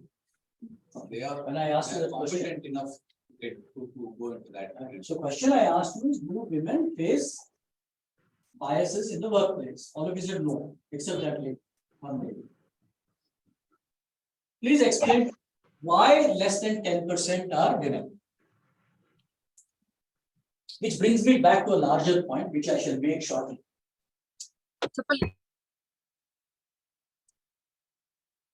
Why do you think? Explain this to me. Do you know that even if you go to, which is supposedly the toughest exam in India? Toughest exam. You take an exam, no? You think the people are yes. Definitely not the Diamond Sagar executive MBA. So which you think is the toughest exam? The IIT JEE. Yeah? Do you know how many women are there in the IITs? Good guess. If you take a ratio, it's Maybe 5-6%. That means about 95% people in the IIT. That means are women more stupid than men? How do you explain this? So, one of the reasons that this has been talked about a lot as to why the IIT one has not been talked about so much, but the IIT one I think is generally because men make the question paper for other men.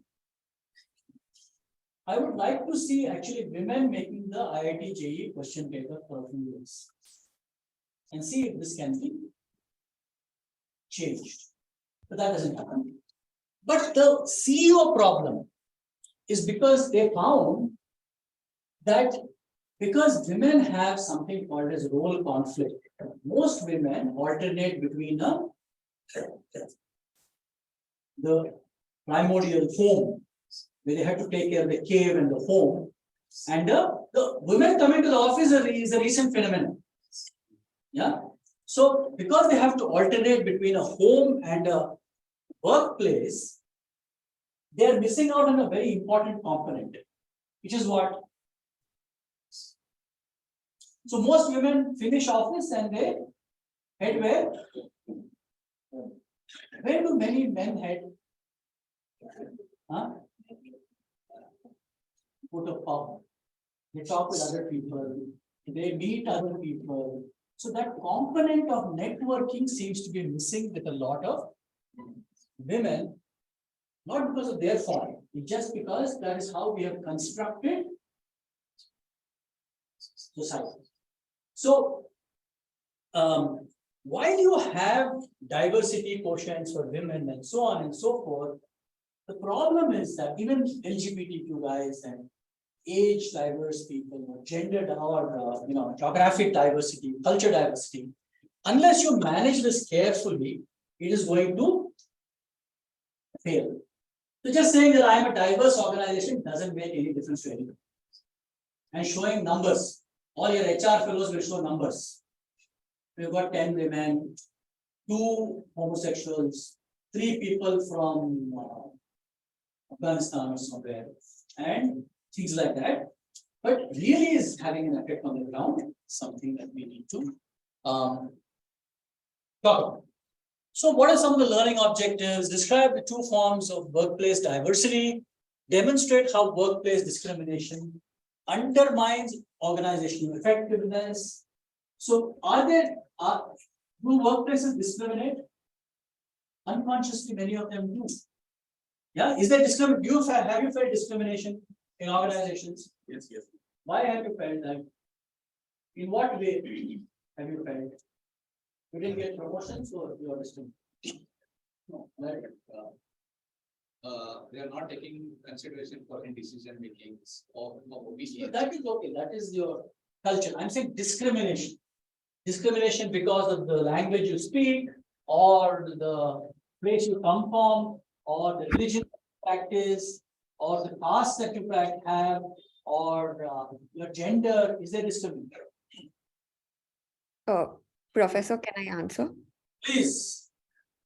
Yeah, I would like to take an example. I work for Robosoft Technologies as an iOS developer. So basically, it's from Udupi. So what discrimination I feel in my company is the founder of Robosoft Technologies was a Butt. His name is Rohit Butt. So if you notice the hierarchy of the leadership or probably even the managers, so everyone are from Mangalore and Udupi based out, or especially from GSB community. You know, they don't even entertain RSB community, which is similar. So that way, and most probably the managers or whatever I felt is they're comfortable speaking Tulu. So based on that language, there is a lot of discrimination. I mean, people who speak Tulu gets lot of priority or gets a lot of comfort than non-Tulu speaking people. Have you sort of raised this point with them? Certainly in town halls, but there is no change because that is huge difference which has to be brought. It's a point of view, Ashwin, and thank you for it. Yeah. But I think GSD guys speak Konkani, right? But Robosoft is based out in Udupi, which is Tulu is the major language there. Okay, fair enough. Thank you. Haji. Yeah, so whatever Ashwini showed, right? Yeah, that was slightly there. But what I have noticed as a discrimination on all MNCs and the startups was something on the organization structure. So if you look at sales team or a tech team of an organization are pampered a lot more than the operations team. Sales team gets what they get the money, paisa. But it's the competencies and the the items we bring to the table are almost the same. It doesn't mean that if the sales is onboarded and the operation is messed up, then it doesn't bring any revenue. So it's a point of view. But see, most organizations take care of their sales people because they bring in the yeah. But we sustain the revenue. Sustainability. You have to sell eventually. But okay, that's good. You know, my wife used to work in a place where they used to tell people in the interview, you can't bring non-vegetarian food to the campus. Is that discriminating? Why? It's a private organization. The founder believes that you can't bring non-vegetarian food to my campus. If you don't like to join, don't join. They're not telling you later. They're telling you in the interview. What's the problem? So diversity is a little. There's a case going on in the United States Supreme Court. It went through several layers, but because this lady, she joined a US Airlines as a flight steward, and American Airlines, unlike Indian Airlines, serve alcohol. And she made it very clear that I don't drink alcohol in the interview space, interview time. So they said, free country, don't have to drink. After 6 months, she said, I will not serve alcohol. Because my value systems are being impinged upon. So the organization said, please feel free, the door is open, you can carry on. He said, I like the job. But so how do you play this out? And they took her under the diversity quota. So how does this work? So the point I'm trying to make is that diversity is very nice, very difficult to manage. Yeah, because again, you have points of view, you have biases like Ashwini felt the senior staff speaking a particular language was not good. But you've got several organizations. If you go to the TBS group, it is filled with people of one denomination. If you go to, say, Himalaya Drug Company, it is filled with people of one denomination. Yeah. If you go to several companies like that, if you go to Christ University, it is filled with people of one denomination.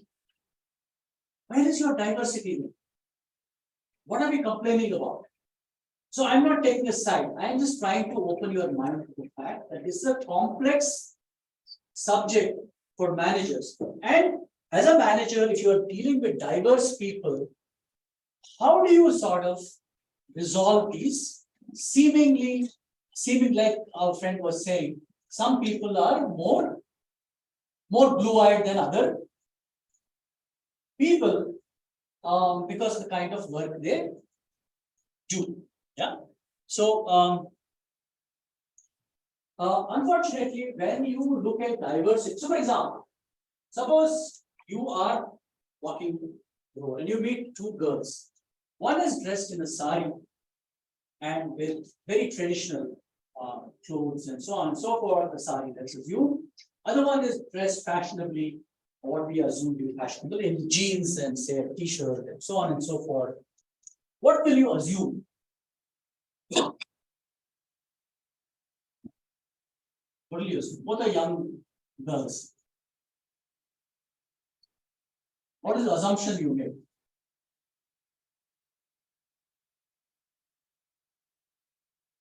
Do not make any assumptions. Both are pretty looking. Yes, what is your assumption? Huh? We might think that the person with traditional attire is a bit soft and, with attitude, I mean, and probably with with the Western wear or, fashion attire would be a little bold.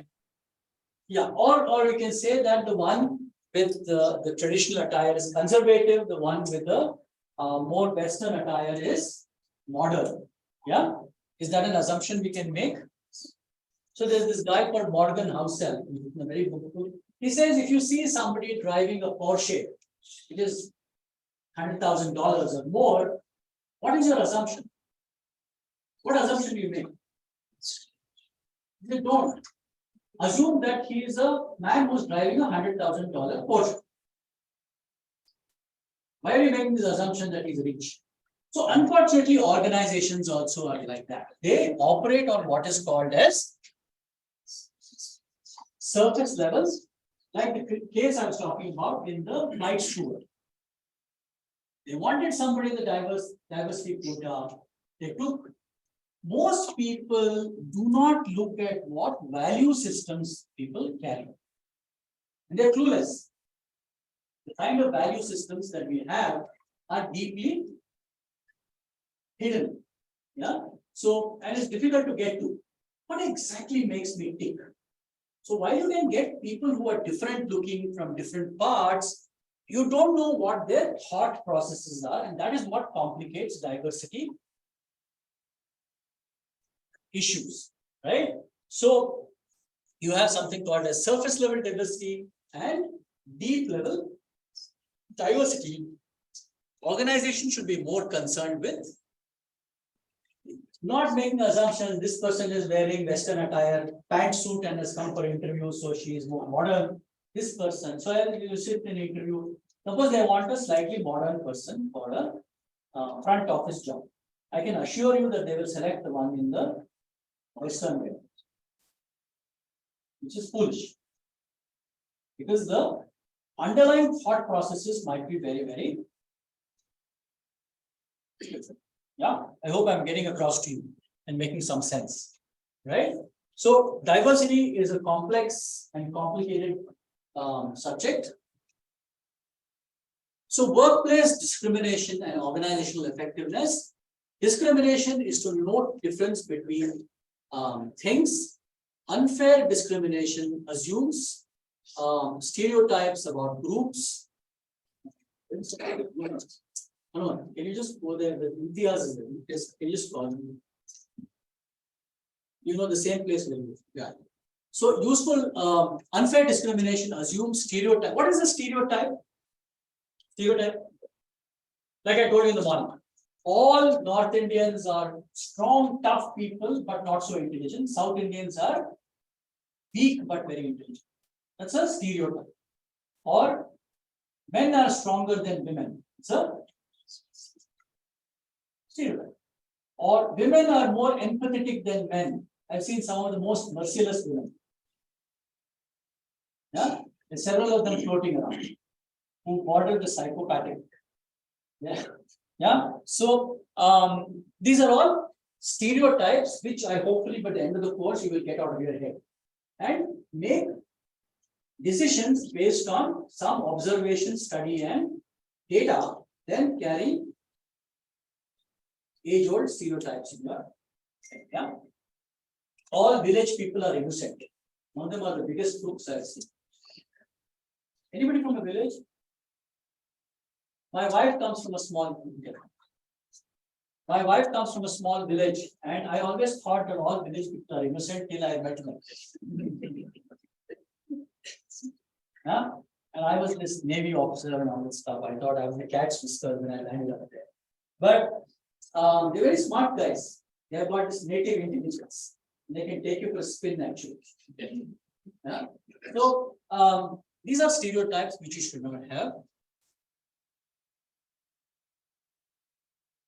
Stereotype thread describes the degree to which we agree internally with the generally negative stereotype perceptions of our groups. Can be combated by treating employees as individuals and not highlighting group differences. Yeah, so I had a big problem once in we were in Dubai, and as captain we had this is a port provided security, and we had two fellows, and we had several Indians. We had some other foreigners as well on my ship, and we had two security guys who came and were there. So I knew because of my role as captain where they came from. Both were former Pakistani army fellows. So I kept quiet, but slowly my crew came to know, and they were very, very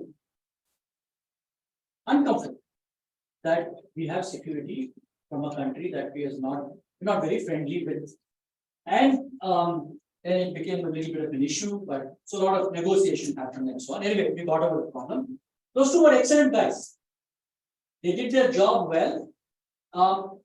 So that's what the slide is talking about. Can you take the individual out of the group and deal with it on actual merit rather than talk about their group identity or where they come from? And that's very important as managers. I just want to play a video. So I want to play a video and we are from.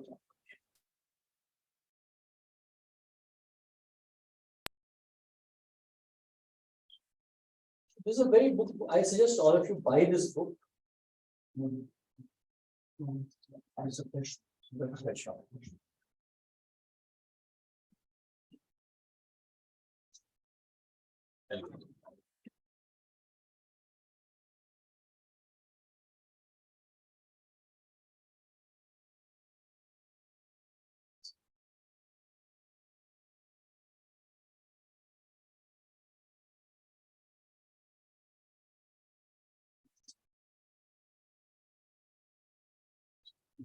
So, can I switch off? People. It's a very interesting book, and we've got to listen to the author wrote this book, and you should reflect upon it.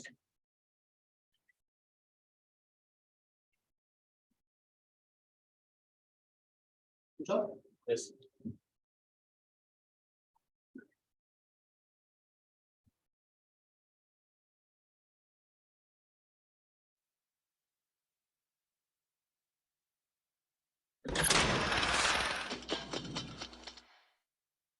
The no asshole rule confirms what most of us already know, that our work environments are plagued with assholes. Stanford professor and author Bob Sutton joins us today to let us know how to spot an asshole and what we can do to make our offices asshole-free. Here are some facts about workplace assholes. First of all, it turns out that 1 out of 2 Americans have worked for an abusive boss. And the problem is much worse in some occupations, especially in nursing, where up to 90% of nurses report receiving weekly abuse. Fact 2, it turns out assholes can be incredibly expensive for organizations. One of the Silicon Valley firms I worked with calculated the cost of 1 asshole for 1 year, an abusive salesperson named Ethan, and when they calculated all the secretaries he ran through and other expenses, it was $160,000. In fact, 3, the reason I wrote a book on assholes is because nasty interactions pat 5 times the wallop of nice interactions. One of the most fun things that we've done with the no asshole rule is to construct a 24-item true-false test that you can take to determine if you're a certified asshole, a borderline asshole, or not an asshole at all. And in fact, we put this on Guy Kawasaki's blog, and over 100,000 people have completed it online. To give you an example of some of the items in the test, first, you were a nice person until you started working with the current bunch of creeps. Another, you take credit for the accomplishments of your team, and why not? They would be nowhere without you. Next, you constantly interrupt people because, after all, what you have to say is more important than them. Also, your jokes and teasing can get a bit nasty at times, but you have to admit it, they're pretty funny. And my favorite one, people seem to stop having fun when you show up. Let me tell you how we score the 24 items on the asshole rating self-exam. If you got 0 to 5, that's a sign that you're not an asshole at all, and perhaps you don't need the book, and certainly you'd be a civilized person to work with. If you scored 5 to 15, that's a sign that you're kind of a borderline asshole, and there are some things that you probably need help with. If you scored over 15, that's a sign to me that you're a certified asshole, and you really could use some help. But don't come to me for it, because I already have enough assholes in my life, and I would prefer not to meet you. So let's talk about what you can do if you're a leader or a manager and you want to implement the no asshole rule yourself. The first thing you've got to remember is that assholes breed like rabbits. So that means that what you want to do is to keep the assholes out of the hiring process and have as many civilized people involved as possible. Number 2, all firms make hiring mistakes. When you make a mistake, you want to get rid of those assholes as quickly as possible. It's Southwest Airlines. That's why they say we hire and fire on attitude. Number 3, in organizations that are serious about the no asshole rule, being an asshole is just treated as another form of incompetence. Number 4, there's an enormous amount of evidence that if you just give people a little power, they turn into insensitive jerks. So you've got to watch yourself and watch others when they get in positions of power. Number 5, it's inevitable in organizations that there's power differences between, say, the CEO and people lower down in the organization. You can't get rid of the chain of command, but but organizations that have fewer assholes do things to de-emphasize status differences. For example, not having private parking spaces and the like. Number 6, it's very important not just to have a general set of rules, but to manage the little moments, the little things that happen where the no asshole rule and other social norms live and die. So that means, just as a little example, to make it safe for the people in your work group to let you know if you're the boss when you've been a jerk. Number 7, I'm not arguing that the no asshole rule is an argument for having a bunch of wimps. What you want to do is teach people how to fight constructively, which is exactly what they do at Intel, by the way. They give all employees classes in constructive confrontation. Number 8, as ironically as it may seem, there are times when it's better to have one asshole rather than none, because if you've got an asshole, they show everybody else how not to behave so everybody understands the wrong behavior. Number 9, and this is very important, you need to find ways to link the big policies to the small decencies. So it's great to espouse the no asshole rule, but if you as a leader don't behave in the proper way and treat people with respect and apologize when you blow it, the no asshole rule will never live in your organization. And finally, in some of the most effective organizations I know, they write down the rule and are explicit about it. For example, at Google, they have the don't be evil policy, and another sort of crazy Australian organization, there's an organization called ARP, which among other things designed the Sydney Opera House. They have the no dickhead rule, and it's an integral part of how they're starting to do business. In addition to saving your organization money and helping you attract better employees, there's a new reason why you might want to implement the no asshole rule in your organization. The lawyers will get you. It turns out that a lot of states are considering anti-bullying legislation, which will mean if you allow them to flourish in your organization, you may face some serious fines. I'd like to thank you for joining me today. I hope you'll enjoy reading the no asshole rule, and I especially hope that you find the ideas useful for. So you can actually get this book and read it. It's very interesting. Teaches you how to sort of be better behaved in organizations, because today most organizations do not tolerate bullying and harassment, and they try to convey it, but I think a lot of people don't get it, particularly in India, because we'll go back to the slide. Same slide, diversity. So in India, several men are taught from a young age that they are sort of inherently, different parts of India have it in different measure, but generally men are taught that they are superior from a young age. So it, I think, filters into the office and so on. So you believe that what I'm saying? Several men are taught that they are intrinsically superior. Yeah. So it starts off at home, and unfortunately we can't do much about it. So but you can actually educate yourself, educate your team on decent behavior at workplace, and how not to bully and harass seemingly people down below. If you can bully and harass people on the top, I'm fine. Right. But don't bully and harass people who are smaller. So the new DEI word, diversity, equity, and inclusion, is what is the buzzword these days. They cannot rest on a single person, and they have to come under the sort of the culture of the organization. Culture of the organization should be able to absorb diversity, equity, and inclusion. And in several organizations, for example, Coca-Cola and so on and so forth, they had this problem also with the Marriott hotels. Where people say under diversity, you are taking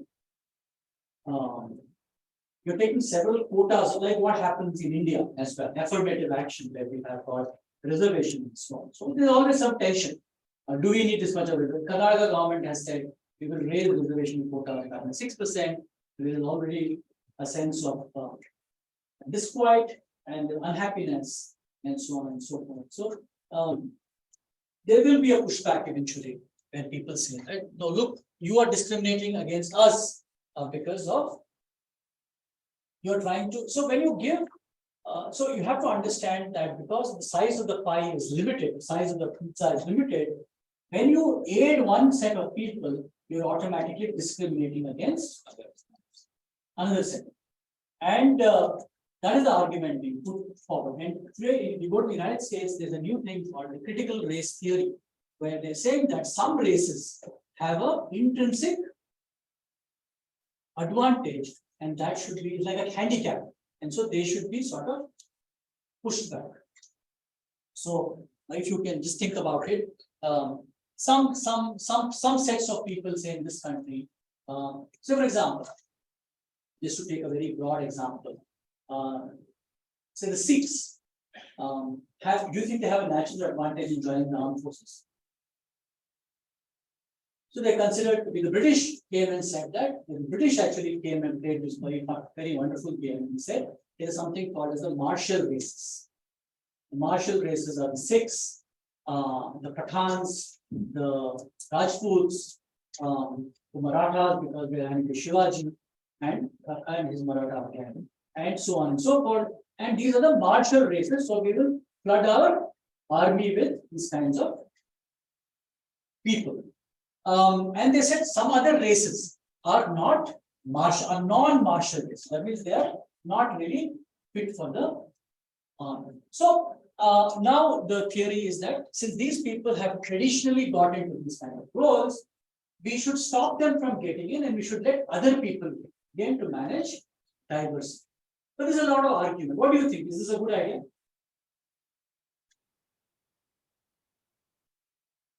What's your point of view? Heavy discussion going on in the US, right? And so this the race, critical race. So this is some races have an intrinsic advantage because for several generations they have benefited from. What's your point of view? I want to know what's your point. You must have a point of view. Not worth living if you don't have a point of view.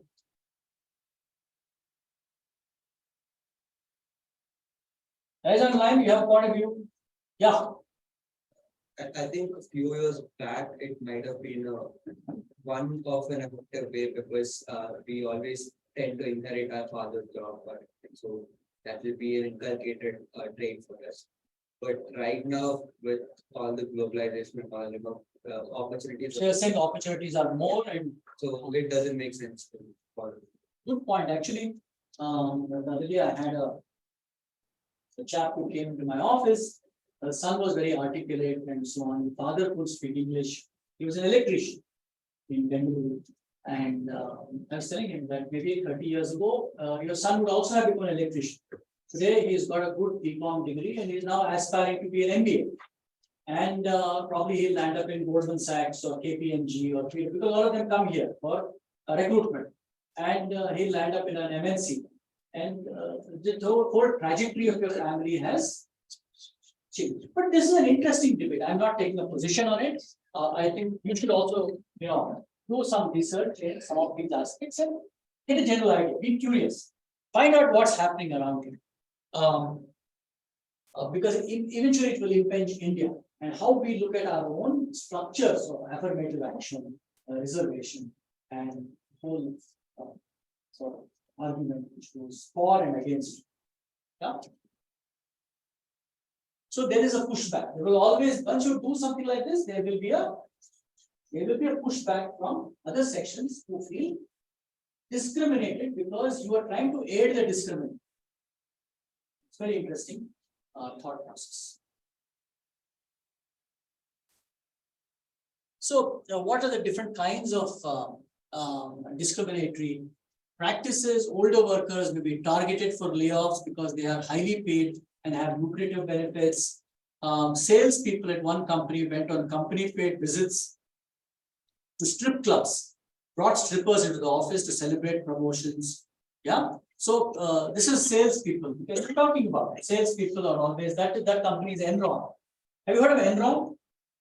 Enron was a company set up in the 1990s. It was an energy major. The United States deregulated under George Bush. They deregulated the energy market. So companies could go and buy energy. Say you could buy energy from California, store it, and supply it to New York at a price. And Enron was one such market. It had no assets, but it was a multi-billion-dollar company. It moved from 96 to 2001. It became one of the largest corporations in the United States. They set up a plant. They tried to set up an energy plant in Maharashtra called Dabhol, which was a disaster. But anyway, to cut a long story short, in 2001, the stock price of Enron was at about $70 a share, which is a lot of money. And they found that the company was severely involved with fraudulent activities, including things like this, where salespeople, senior people bought, strip club artists to the office, and it's a lot of weird things. Anyway, because of fraud, the stock price tanked. It tanked to 50 cents per share from $69. That means a lot of people lost all their money. Normal Americans had invested. And the CEO, there were two people, Kenneth Lay and Jeffrey Skilling. Kenneth Lay was the son of a religious person in the US. Jeffrey Skilling went to Harvard University for his MBA, and they stood for trial in court for fraud. And the judge, just before he announced his judgment, the two people stood up, one old lady and a daughter, and said, it's because of these two guys, we have lost our entire savings and we have to live in a tent now on public property because we lost our money. So the judge went back, came back later and gave both of them 30 years in jail. Yeah. So Kenneth Lay has died in jail. Skilling is still there. Maybe 10, 12, 15 years of time, 20 years of time. But the judge was severe on these people because of the magnitude of fraud that they carried out. And anybody who questioned them was kicked out of the firm. And have you heard the term whistleblower? Yes. So many companies have a whistleblower policy, yeah, wherein you are encouraged to report wrongdoing. And that whistleblower policy started with Enron. Yeah, where they say that this kind of, so even Satyam was a whistleblower. Somebody who sent a private email saying that there is some fraud. Satyam Computers, same story, exactly same story as Enron. Fraudulent, taking forged papers, showing up losses, not showing losses, and so on and so forth, and showing inflated profits.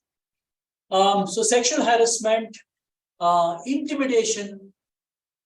So most companies have the POSH Act, and I'm sure all of you know about it, and you must be aware of what is harassment. And because all companies have, as far as I know, zero tolerance towards sexual harassment of any kind. And you should also make sure your team members are sort of taken care of. Intimidation. So one company found that they secretly filmed their HR manager, and they found that when he was interviewing people, if it was a white person, he stood up and shook their hand when they came to the interview. If it was a person of a different color, he made them sit a little far away and leave. So obvious discrimination.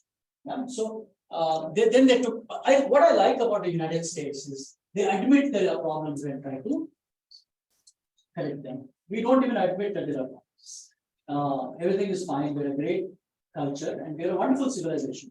I'm proud to be an Indian, but sometimes we need to address issues as they occur. So intimidation, mockery and insults, right? Exclusion and incivility. So These are several areas of workplace discrimination and organizational effect. They impact organizational effectiveness and productivity. So the general idea is that diversity is good, it's fantastic, you must have it, but only if you can manage it. If you can't manage it, it's going to cause bigger problems than you sort of started out with. Okay, folks, I'm going to end my class there. I'm going to leave some last 10 minutes for any questions that you might have on anything. Starting from the program to assignment to anything else. Yes. So the assignment were where exactly? It's on the LMS. You have to get more get the LMS credentials if you have not already got them. Yeah. And log into the LMS page and you will sort of figure out what to do and read carefully. Yeah? The first assignment we can do now this for this month, and then second assignment will come in December. So second assignment is a group time. So you will have some 7-8 people in one group. Don't come and beep to me that some fellow in your group is not cooperating and he doesn't come and all. If they're not cooperating, kick them out. Yeah, and don't include them in the final presentation so that I can grade them as 0. But don't come and cry to me. Then you're expected to work in groups and collaborate. That group will be all intimated in good time. Don't worry. Yeah. Incidentally, assignment 2 is also up on the yes. Top your hand.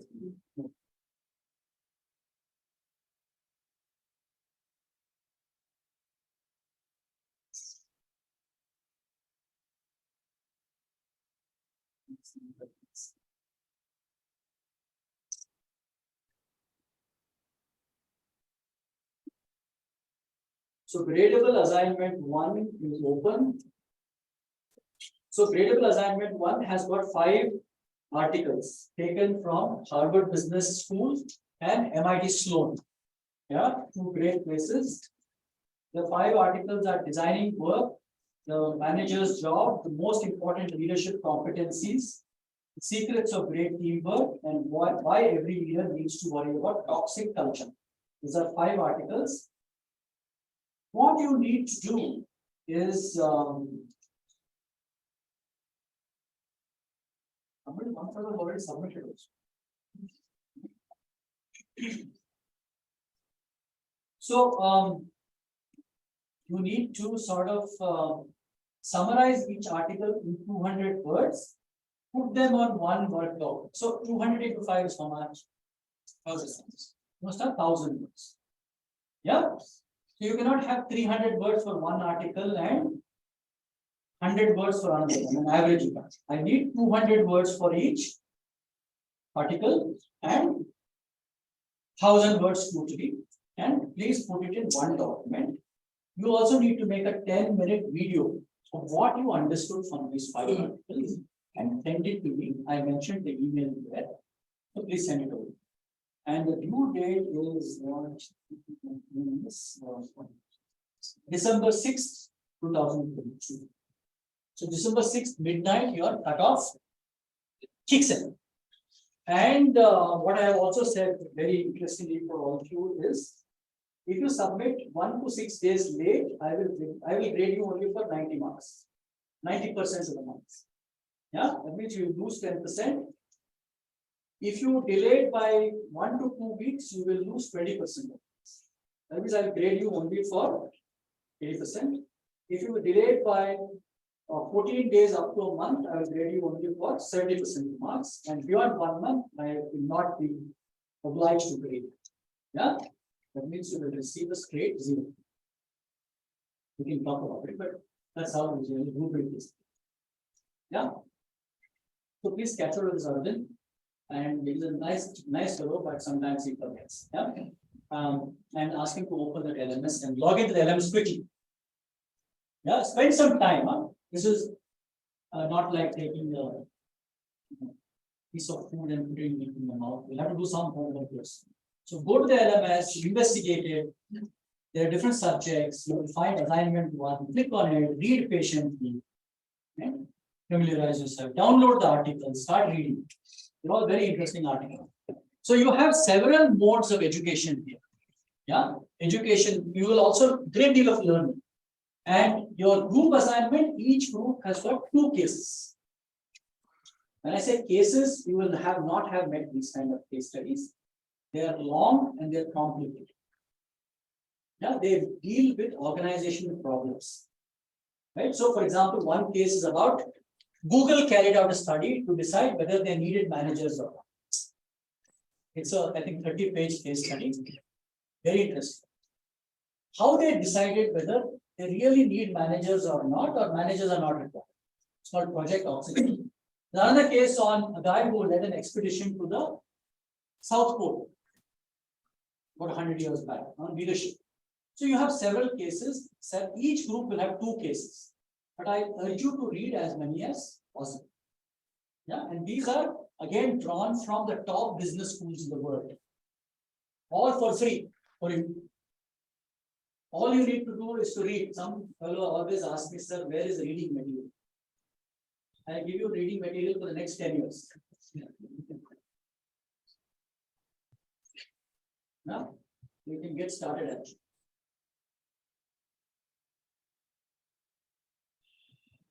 Any other questions?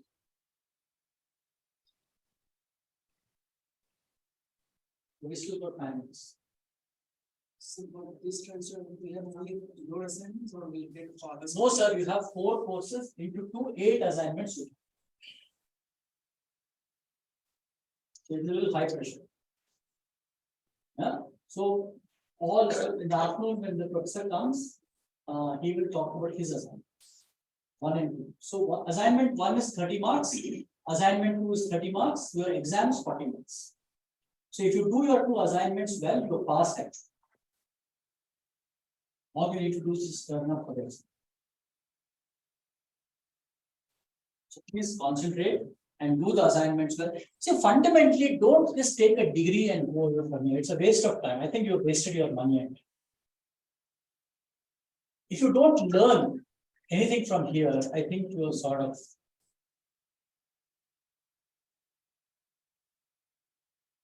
If you found that this class is useless, you should push off actually. And you've not learned anything. Because the essence of this course is to make you a better, program is to make you a better, what? Leader or manager. That's the general idea. Not to give you a degree you will get, all fellows who are enrolled will get a degree. I can ensure that much. There are very, very few dropouts. Nobody fails, few dropouts. People can't finish, yeah, for whatever reason.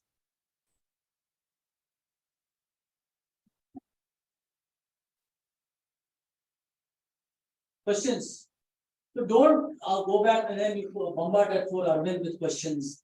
Where is this, that, and the other? And don't ask Arvind and company on academic questions.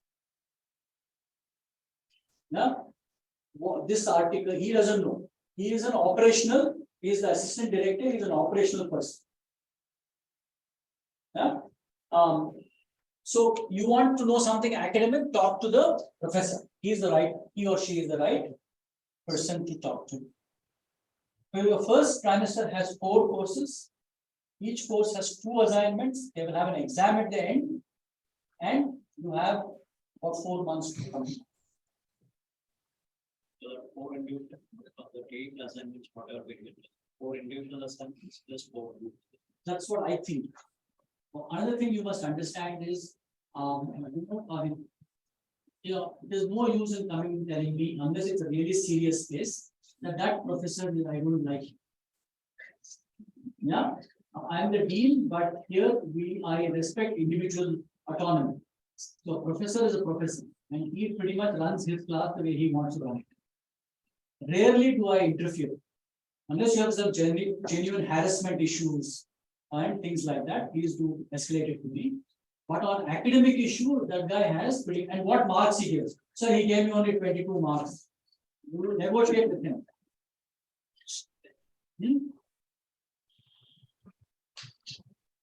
Yes. So, two assignments each goes, so both of them group assignments or one individual? So for me, it is one individual and one group. I think some people have given both group. Some people might have given both individual. Mine is one individual, one. So I have a lot of fun in the And how it works for me is that if you look at assignment 2, it ends towards the last day of your class, and then we have presentations. That means all of you have to turn up with a suit and a tie and so on and so forth and present your case. Of the 2 cases, I will pick one case. So don't divide your team into 2, A and B. Okay, 8 people means 4 people will do case 1, 4 people will do case 2. All 8 should know both cases, and I will choose which case is to be presented, and you guys will come and present it. And nicely, formal, yeah, in decent clothes and so on. Not in jeans and t-shirt like somebody else. Who asked me to jeans and t-shirt? So definitely not in the present. Yeah. This is a what should I say, professional MBA program, and it will be run as such.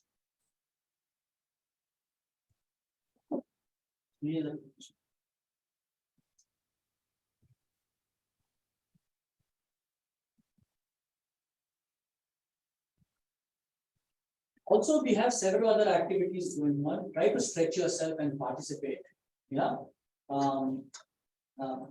Because they carry a lot of learning, and we have some international tie-ups as well with international bodies. So get some certifications under your belt. Maybe if you want to transition jobs and get a new job, it helps again. Yeah. Not mandatory, but highly recommended. So I want to have a course, I want to have a workshop, maybe 1 or 2 day workshop on negotiation.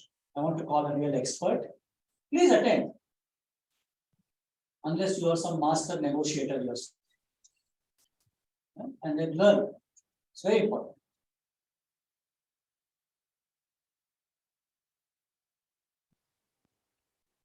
That's it. Okay, folks, thank you very much. Guys online, see you around. All of you have my number and email ID. So the assignment email ID is different from my official email ID. Do not send assignments to my official email ID. Yeah? And you have to upload it on the LMS if it is to be graded. LMS is your kind of next best friend. Please get used to it and research it thoroughly. Because if assignments are not there, then we will find it difficult to sort of grade. Okay, guys online, see you. Any questions from you? All of you have been very silent. You all pushed off for lunch already, is it? No, Professor. Thank you. And I will go through the assignment and we'll try to submit. So I understand you are spokesperson for all online. Sir, the assignment summary, it has to be handwritten or it has to be a typed one? No, sir, we are not that sadistic. You can type it and put it on the document. Yeah, because we can't understand most people's handwriting. So that will happen during the exam. Professor, I have a question. Actually, maybe due to some network issue, I might have missed that part. Where are these assignment articles I can see? Here on the LMS. So please talk to Mr. Arvind and get access to the LMS. Okay. Okay. And I will also put these 5 articles on the WhatsApp group. Right. Okay. Okay. Thank you. Start reading immediately. Okay. Okay. So I hope you enjoyed the class. And we shall break for lunch.